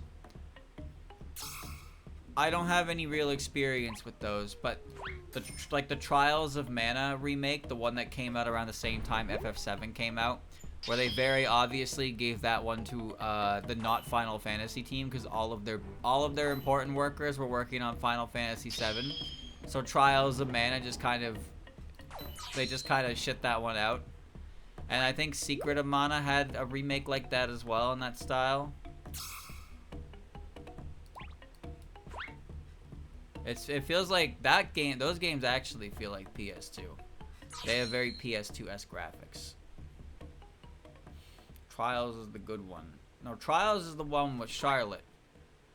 I watched Vinny play that game. That game certainly had decisions with its voices. It did. Secret he didn't play very much of. But Trials released around the same time as FF7 Remake. And it's pretty obvious where Square's resources went for that one. Ah! Oh! E! Doo-doo, doo-doo, doo-doo, doo-doo, doo-doo, doo-doo, doo-doo, doo-doo. Yuyuko.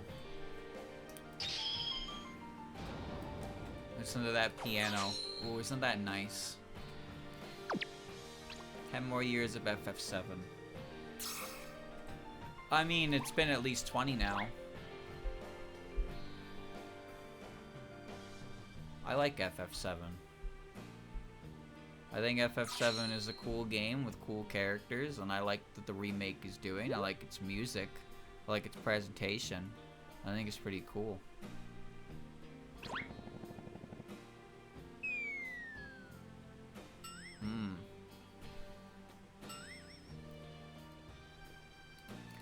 I'm not a Final Fantasy fan. I'm not an FFF, alright? I'm not a FNAFer, I'm not a FAFer, I'm not a FER. None of that. None of that. Final Fantasy's real-time tactics or Final Fantasy's turn-based RPGs? Which way, Western man? I don't know. I don't know. But if there's the only thing that's really annoying, I find, is that this happens in Toho as well, but obviously not as grand a scale because comparing Final Fantasy to fucking Toho is kind of insane. But it's whenever somebody talks about literally any other game or entry point in the series, and they have to take some kind of shot at the popular one. It's like you can't lament that your favorite Final Fantasy game isn't getting stuff without taking a unnecessary pot shot at Final Fantasy VII. Like, it's just, you have to do it. It doesn't sit right with you to not make a fucking useless petty quip about the popular one because your one that's not as popular didn't get it got dropped on its head as a child. And that's what happens in Toho as well with EOSD. Sometimes people just can't resist the urge to take a pot shot at EOSD. And it's like, you're not doing your game any favors to just insult the most popular one, you know. Alright, watch this crazy play. Okay, well, I've done better, but that's fine. That's fine. I just feel like it loses a lot of, you lose the kind of your argument a bit when it turns from, like, criticism or complaint to just name-calling on a game. That's how it feels to me. It's like, I just, now you're just kind of whiny. Now you're bitter and whiny towards the wrong thing. So it's like, why listen to someone who's like that, right? Wait, can I smash the gem?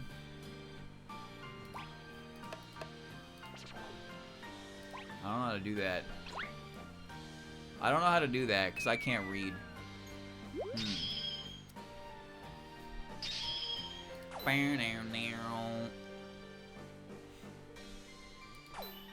Final Fantasy VII is the most well-known Final Fantasy game to a point where even somebody like me who doesn't know anything about Final Fantasy and never really cared to learn either knows the grand majority of how that game goes.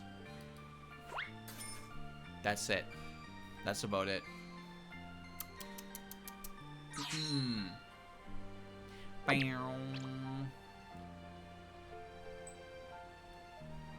What is this guy doing? I'll show you what he's doing.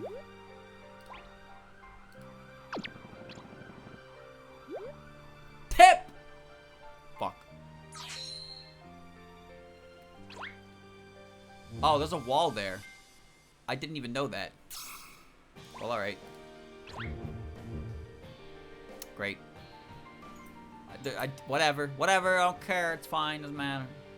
Doesn't matter. Doesn't matter. Doesn't matter. Doesn't matter. Doesn't matter. Well, when lag happens during shots, it's so fucking funny. Because, like, everything freaks out and then suddenly Hina is just gone. Teleports away. In the ditch. She's been thrown into the gutter.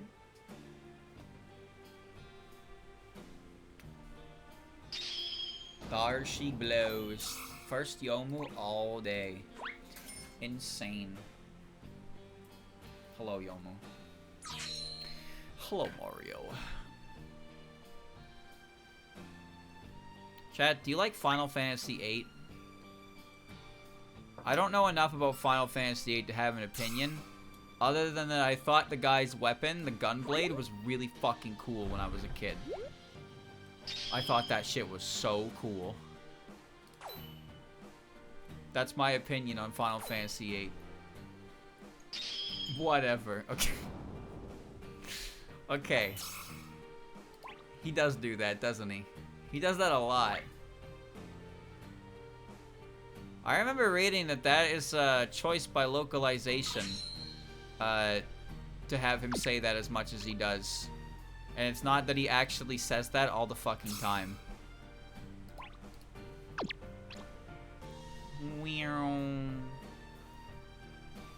Wow.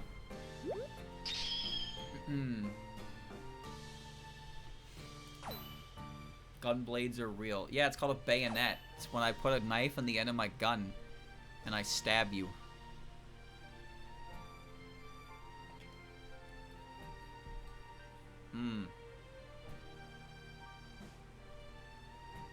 You want to know a core memory I have of Final Fantasy VIII? I was watching Christian. He got through the mines. He got the spell summon. That's like the two purple brothers. One's the big guy, one's the small guy. He got the summon. He used it once on a random enemy. It was like called Brotherly Love. It did like a 15-second animation, and then it missed. That's a core memory. Because that's the only time that he ever used it, from what I actually saw. And it just missed. I was like, why can that miss? That's like a super move. Why can your fucking super move miss?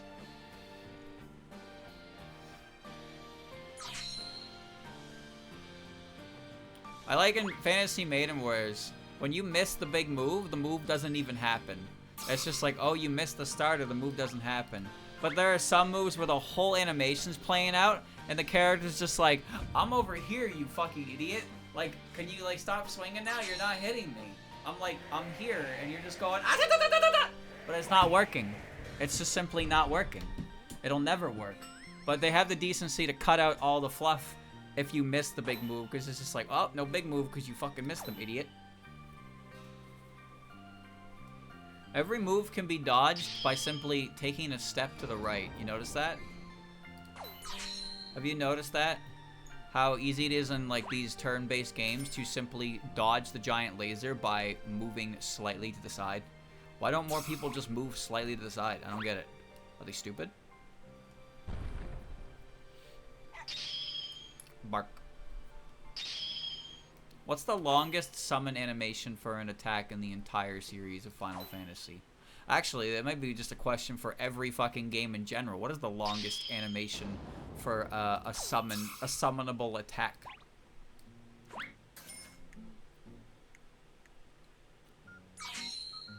Snap your fingers. Knights of the Round. I've never seen that materia attack. I know what the Knights of the Round is vaguely, but I don't actually know how relevant it is to anything in Final Fantasy VII at all. Nor do I know where you get it or what it looks like.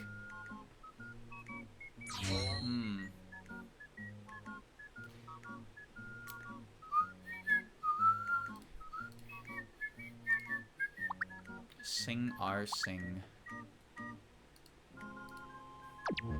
Strabba-da-dinky-doo. The brother summon cannot hit flying enemies due to being earth-based. That's really dumb because they literally fall on top of you like a meteorite. Like how does that, what? That's stupid. That's so stupid.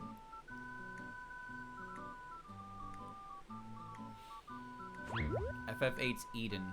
How long are they? Tell me how long they are. Like, give me an actual time. Of course my Hina rolled that way. Every single object just disappeared. I wasn't actually expecting that to happen. What the fuck?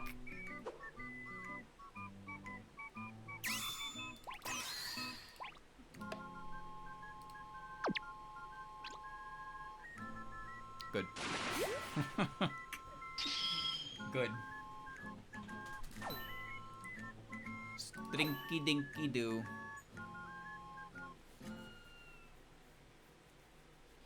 Is Knights of the Round just like 7 dudes aiming their swords together and then taking a swing?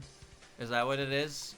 You just watch 7 individual dudes put their swords together and then they all swing individually and all have a different hitbox? Make some noise. Here comes.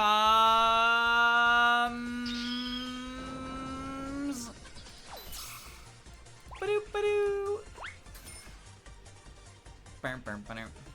Pretty sure it's more than 7. Well, how many sides does a circle have? How many people can you fit at a circular table? Depends how big the circular table is, right?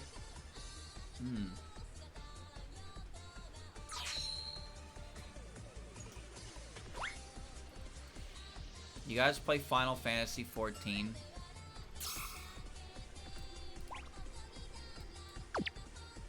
we used to. Why just stop? There's still so much more content to explore. That Hina got stuck on the ball. Patchouli!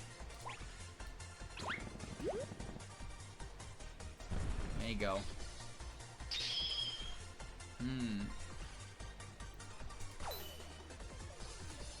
Do you guys play MMOs? Do you guys play MMOs at all? You play RuneScape? You play World of Warcraft? Do you play any of these? Why do you not play any massively multiplayer online role-playing games? Are you guys boring? Why are you so boring? Eden's animation takes 1 minute and 30 seconds? Bro, that's a cutscene. What the fuck? What was this guy thinking when he did this?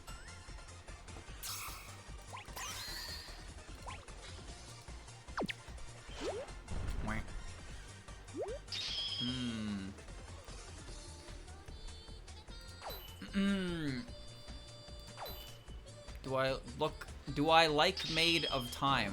Well, once I decipher that sentence, I'll answer you. But it's not about having time for an MMO, it's about everything else that takes time requires effort. So it's easier to indulge all of your free time into a video game and get nothing done. That shot was insane. You deserve better.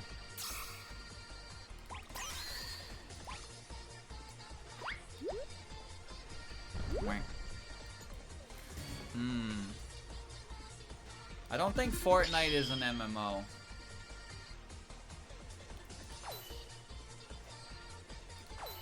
It is about the time. No. What I'm saying is that I don't have time for X, Y, and Z is a very common reason for not doing things. But you'll find that most people who don't have time for X, Y, and Z do have the time to play video games for 6 hours a day. That's something you'll notice. What do you mean you don't have the time to play a massive multiplayer online role-playing game? What do you mean you don't have the time? Huh? How can you not have the time? It's a video game. It's a video game you get to play. I fucking hate you. You keep stealing my moves. You can't play your own damn character. You can only win because you use my moves. Ah.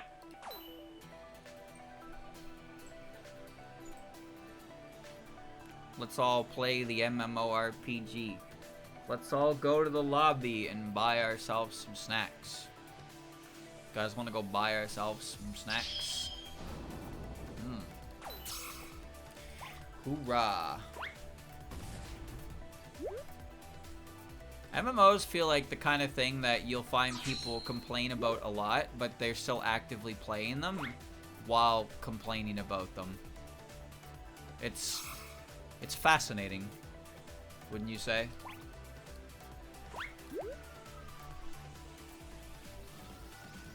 Bye, Hina. It's like a love-hate relationship. It's like Stockholm syndrome. Sunk cost fallacy.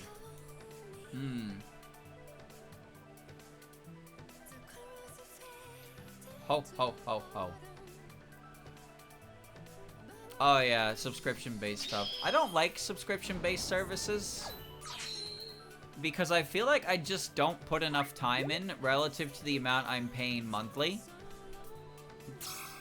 So I'd rather just buy it once, and then if I don't play it for a year, that's on me.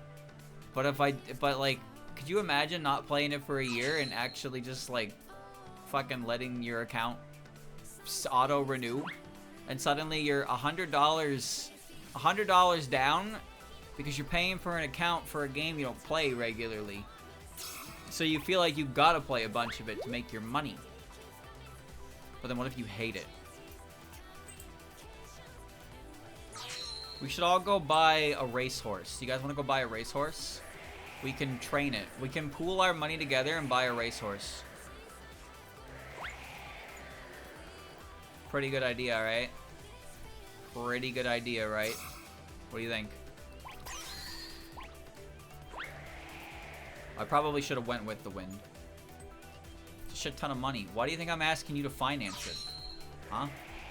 Why do you think I said let's buy a racehorse, not I'm gonna buy a racehorse? Which horse one? The cheapest one that I can get.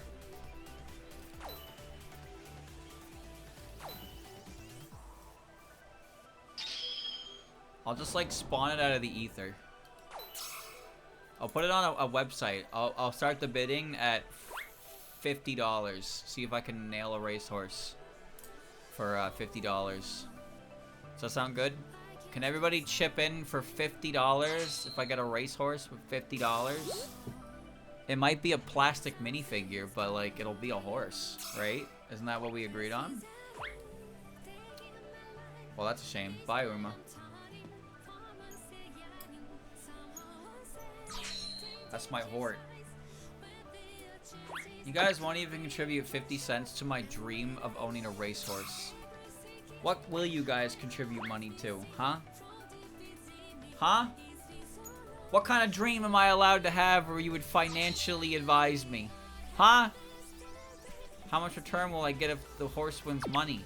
Well, that's up for you to decide, because you're supposed to bet on the horse and you win you win the returnings back. Do you not know how horse racing works, my guy?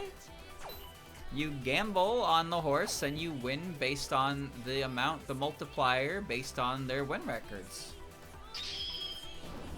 All of my promises. I don't know what you're talking about. Promises? What do you mean?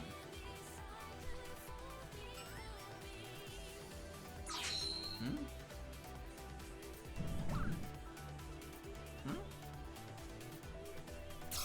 Give me $50, I'll go buy a horse racing ticket with $50. And if I win, I will be happy about it. If I lose, then we've learned not to gamble with other people's money. Sounds like a pretty good plan, doesn't it? Pretty good plan, right? Hmm?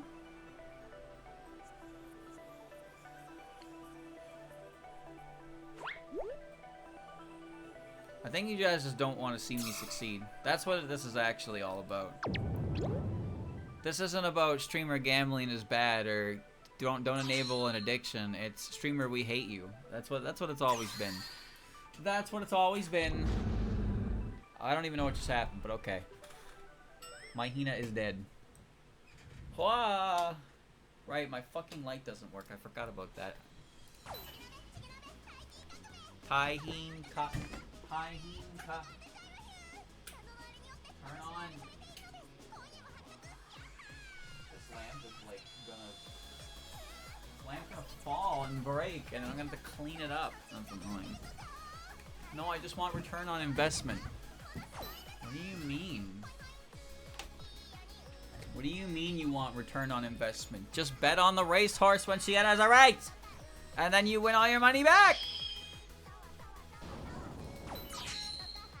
Your return on investment is knowing I got the best horse, but nobody will know until the multiplier on winnings is like so big. And then they win and it's like, oh. What a working copy of Shard. I am interested actually, yes. But I really want that, I want that interconnected mod as well. So I need to find out how that one works. I don't even know how to get that shit running. But I am interested, I would like to play that. That'd be fun. You guys even know Simpson? I haven't watched Simpson in a while, but, you know. I remember some of the older stuff. I know the characters, at least.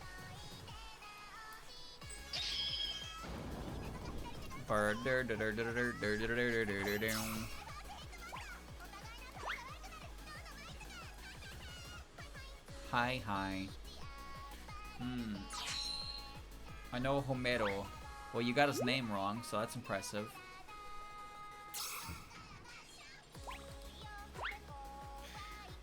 Homosexual. The Shark streamer. You mean Liquid Wi-Fi? That motherfucker goes live at like 2 a.m. my time. Ho ho ho. He's where I found out about the mod. I tried to watch a speedrun, but he's just, I can't because it's too early in the morning. I tried to watch a VOD, but I couldn't find any. Give me my mod, Mikey. Give me my mod. I don't know if it's an open mod, actually. I don't know if it's an open mod. It might be closed right now, and the guy... Because it's still being, like, updated with fixes and stuff. But it's a really cool mod, so I'd like to play it. Is Liquid really just a Char streamer? Well, I mean, that's what he's known for. That's what he was known for. The other Char runners don't have nearly as big a following. He's obviously a world record contender, but like the other guys like Homer of Steel, who are really good at the game as well, don't nearly have nearly as much like internet presence as Liquid Wi-Fi. So he's I think it's fair to call him the Char guy. It's not so much about having the most information about it, so much as it is having a very large amount of information about it, but also the largest audience behind you. So it's like a multiplicative, you know? Don't worry, that worked.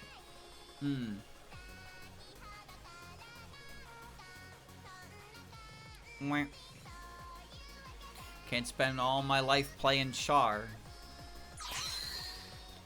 There are numerous examples, I think, of cases where, like, there are speedrunners who are definitely good, but they're not as good. They're not top level anymore, but they still have massive followings for the game that they run, even though they're not the best player of it. Mario definitely has that. Mario has that for sure. Some of the biggest like names in Mario 64 speedrunning. 120 shines, 120 stars to be exact. The bigger names for 120 stars aren't putting out records. The ones who are putting out records don't have like nearly as big What the fuck is this? What the hell is this stage? Very fitting music, huh? But it's just kind of like that. I don't know. ZFG is definitely one of the best like Ocarina of Time knowledge fountains. Is he the best Ocarina of Time speedrunner? I don't think so. But he's still really good.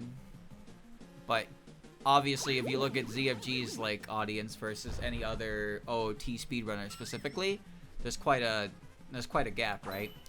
But that's just how it is.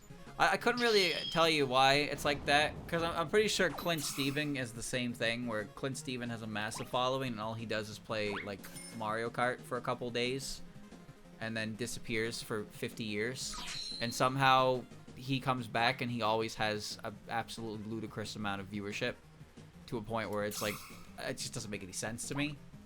But there's a number of them that they build up a following. They build up such a following that they don't have to be the best anymore, but they can still be good at it. Some of them get lucky and they're able to do other things beyond just playing their game of choice. Some of them get pretty good viewership on the games that they main, so to speak. But then when they try to go variety, their viewer count does drop off. It's weird. It's like a common... I don't know. Sometimes it feels like it's luck-based. Maybe it's just general attitude. Who knows really what causes it? But some people just kind of pop off really well on internet spaces, and they manage to retain that well enough that they can kind of escape their main thing. But other people only get viewership with their main thing, and they're kind of trapped. But then there are other people who are really good at the games in question, but they just don't have any viewership at all because they put more... I guess it's probably because they put more ionus on actually practicing the game. So they have a lot more longer practice streams, less like actually engaging with the chat kind of deal. Stuff like that makes it less engaging. But like they're obviously better at the game because they put so much time and practice into it, right? I don't know. They tell you that internet fame is like a firework, and that luck is a skill when it comes to this kind of thing. And that's pretty much how it is. That's pretty much how it is. Cha. One key. I'll take it. I'll take it. I can't really explain how YouTube works or Twitch works. I guess you get some people who can know how to manipulate the algorithm and have that blow up in their face later on when they're, you know. But, yeah, it's weird.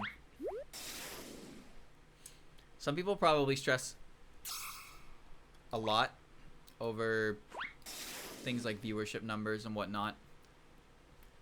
But, well, it is what it is.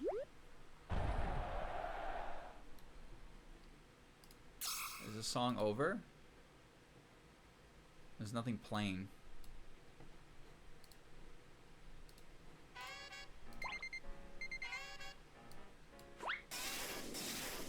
Tip, Hina, tip.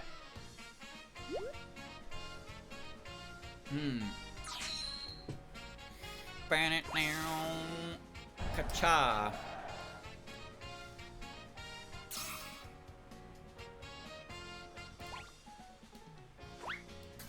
Bad shot.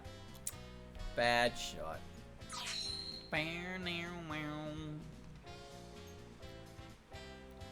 Well, that's fine. What are we doing here, brother?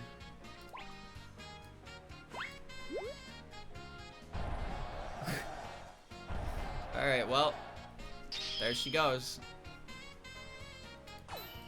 Hoo hoo ha ha ha.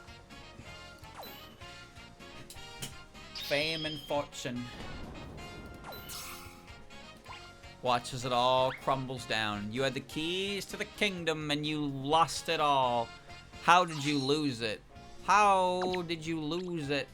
Where did it all go? I have an idea, guys. Alright. How about this? You give me $500 and I give you nothing. How's that sound? How's that sound? Pretty good deal, right? You get nothing. I couldn't do it. Okay, what if I give you $500 and then you give me $500? How's that sound?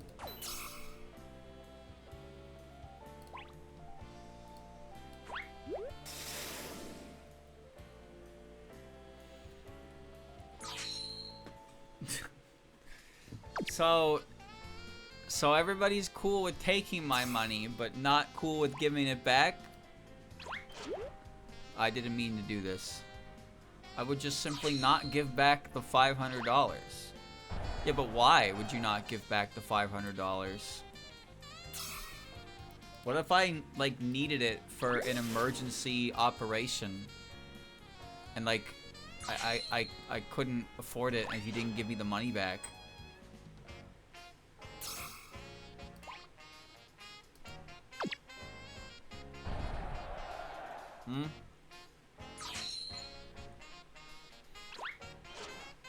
Depends on the context. What kind of context would you need to when you hear me say I need $500 for a life-saving surgery? Did you really just ask for context? You are so greedy.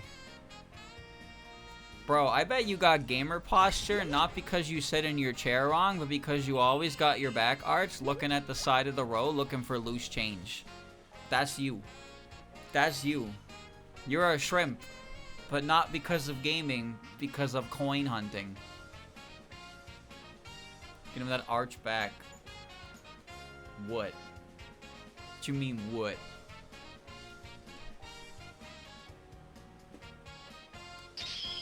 Looking for loose change in the year of electric digital currency.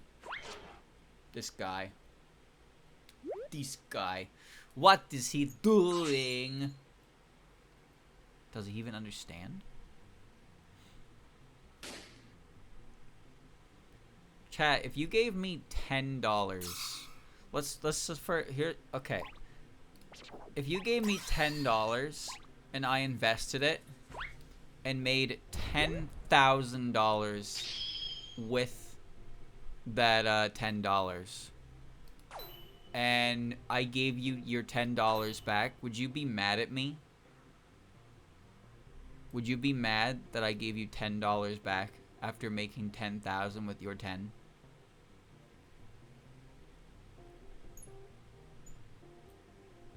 Would you? Would you assume that you deserve more money than the $10 you lent me? Would you be mad if I didn't give you more than 10? If we had an agreement before you'd share the winnings, I would get mad.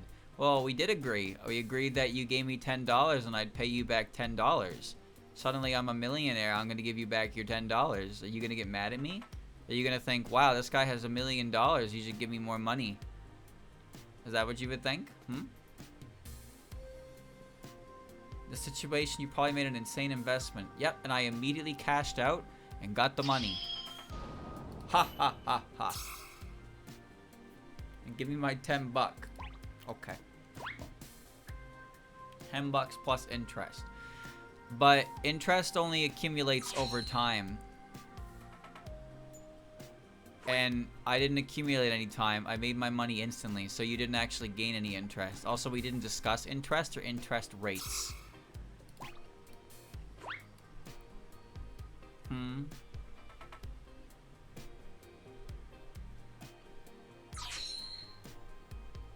I would buy a horse racing track.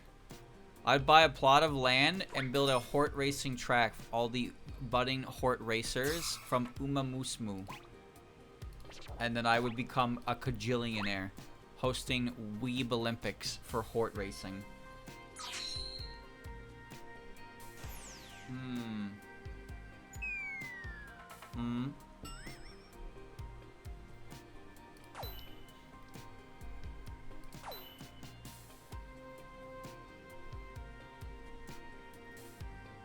Then the Yakuza would come after me. Why would they come after me? All I do is own property that individuals can own, race their hort. That's all. I'm not running anything special here. Why would you make a horse racing track when you can build a good parking lot? That's a good question. That is a good question. Why commandeer land to make growing pastures for fun outdoor activities when I can make soulless concrete yellow lines to indicate where you put your fucking vehicle? You're right. You're right. Why didn't I think about parking lot futures? Parking lot futures. Oh my god. I gotta invest in a parking lot right now! We could fit like 20 whole car in that lot. How much would that even cost?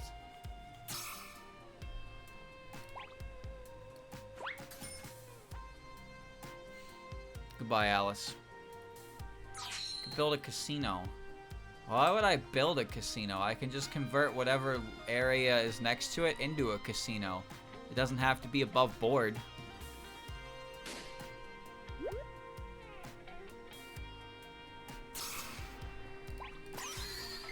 I don't know what just happened, but I lose. Still gotta build it.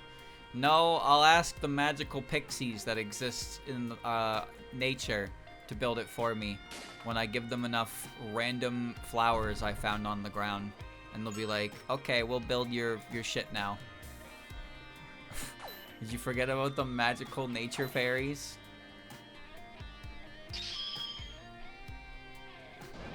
I bet you could probably incorporate some fairy labor in your works.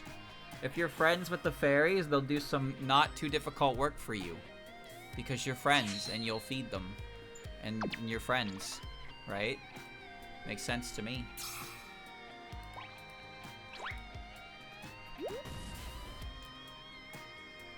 Well, that was goofy.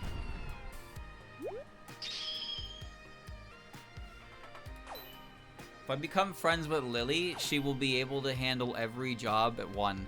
She'll like multiply herself.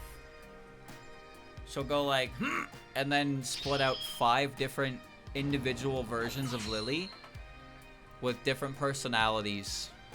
And then they'll all do different work. And I'll be like, this is cool and normal. This makes sense. I want angry Lily to attend my board meetings.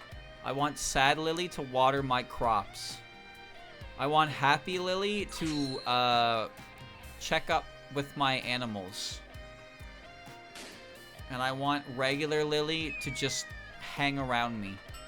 So I remember why life is worth living for a little bit. That's all. Alright, we'll do 5 more, chat. 5 more. 5 more.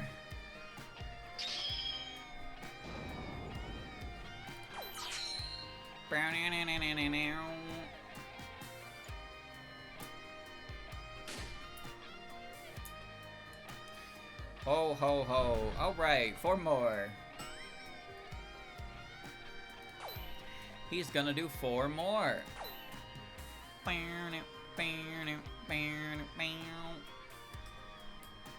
Lily can't multiply herself, but I mean, if I'm writing the script, she can. No one ever said that Lily can't multiply herself into multiple different versions of herself. To think that she can't because that makes no sense is foolish, because this is a series that doesn't make any sense to begin with. So I can make up whatever I want. Isn't that cool? I could just cheat everything.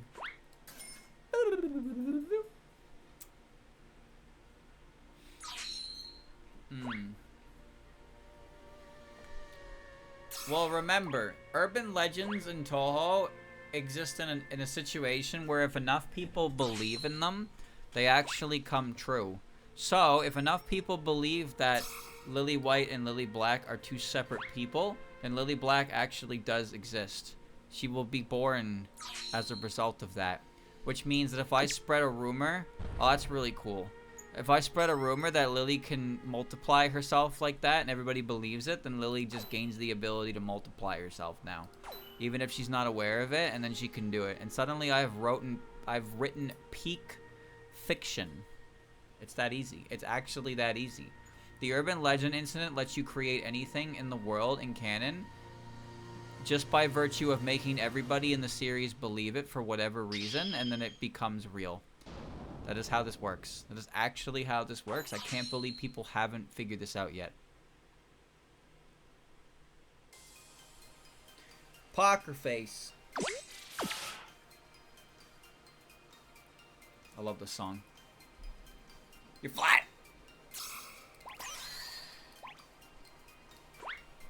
I have failed in my mission.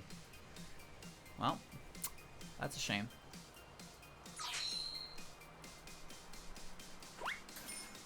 Oh!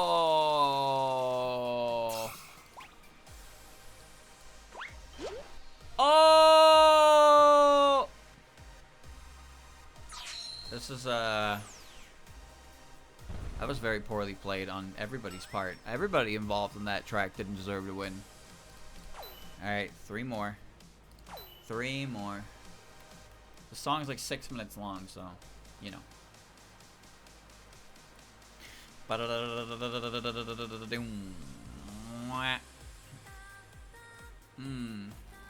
Everyone in Toho collectively has world-altering capabilities. Yes, actually. Do you remember there was a chapter in Forbidden Scrollery where there was a rumor about the world ending because of a tabloid magazine about the 2012 slipped in against Tokyo, and they were afraid because the human village was starting to believe it, and if they believed it, enough people believed it, it would happen.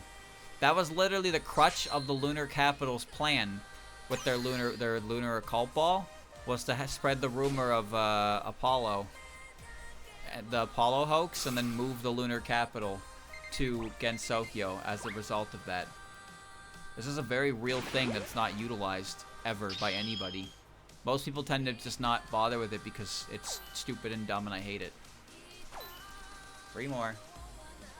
Sorry, 2 more.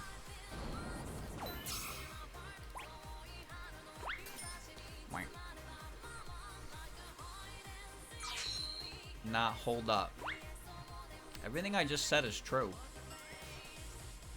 Everything I just said is 100% factual.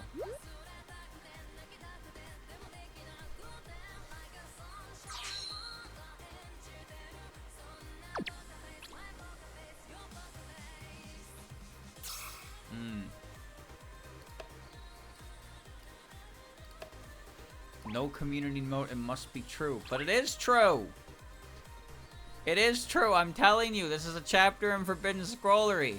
It's very clearly stated multiple times in different parts of canon that urban legends in Gensokyo come true if enough people in Gensokyo believe in them.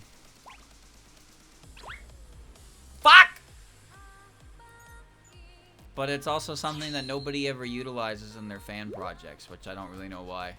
Probably because every fan project to come out takes place before these events happen, but, you know.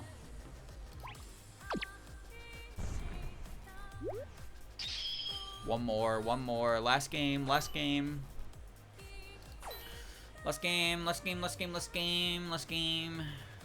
Final game.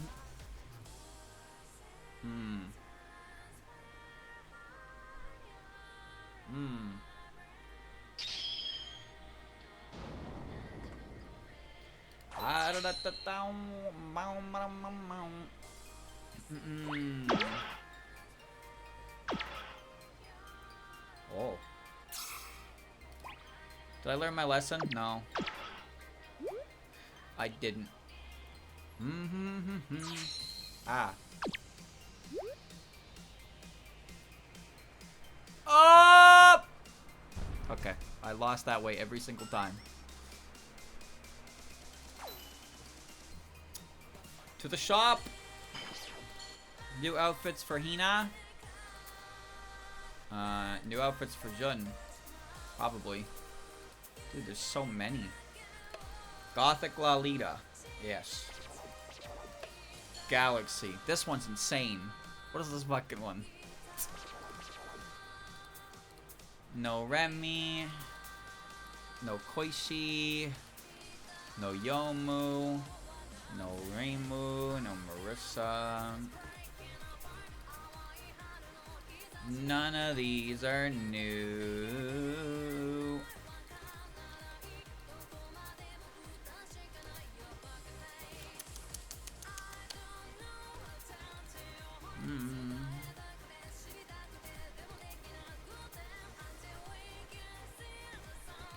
Nope. Nope. Legendary box. Bang. Gothic Suika. Alright. Cafe Cutie. Hakure 06. Idol. I think I have all of those. I do have Robot Reimu, yeah. I do. I have that, I have that, I have that.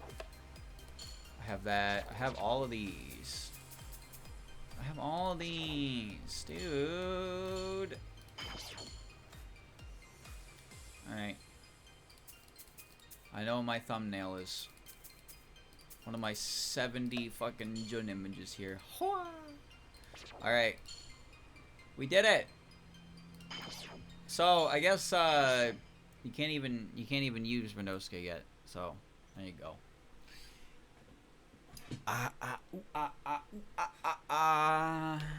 He draws memes for Hina. He draws memes for Hina, but he just draws Jun regularly. So then Jun gets all our outfits in the game because they're just good profile shots. That's all. It's that easy. It's that easy. Alright, chat. We're done. It's over. Hina has... Oh, I'm gonna puke. Alright. Level 64. Another successful Hina day where I won the most of my matches, but who's counting? Who's really counting? Not me. Alright. So, yeah. So I guess Renosuke isn't usable yet. Nobody used him. Nobody could use him. So, he's there, but he doesn't work yet. Some new stages. Maybe they had new music and I couldn't see it. That's my bad. But it is what it is. Yeah, it's fine. Anyway, another week of Hina. Succeeda. Yeah, that sounded... Yeah, cut!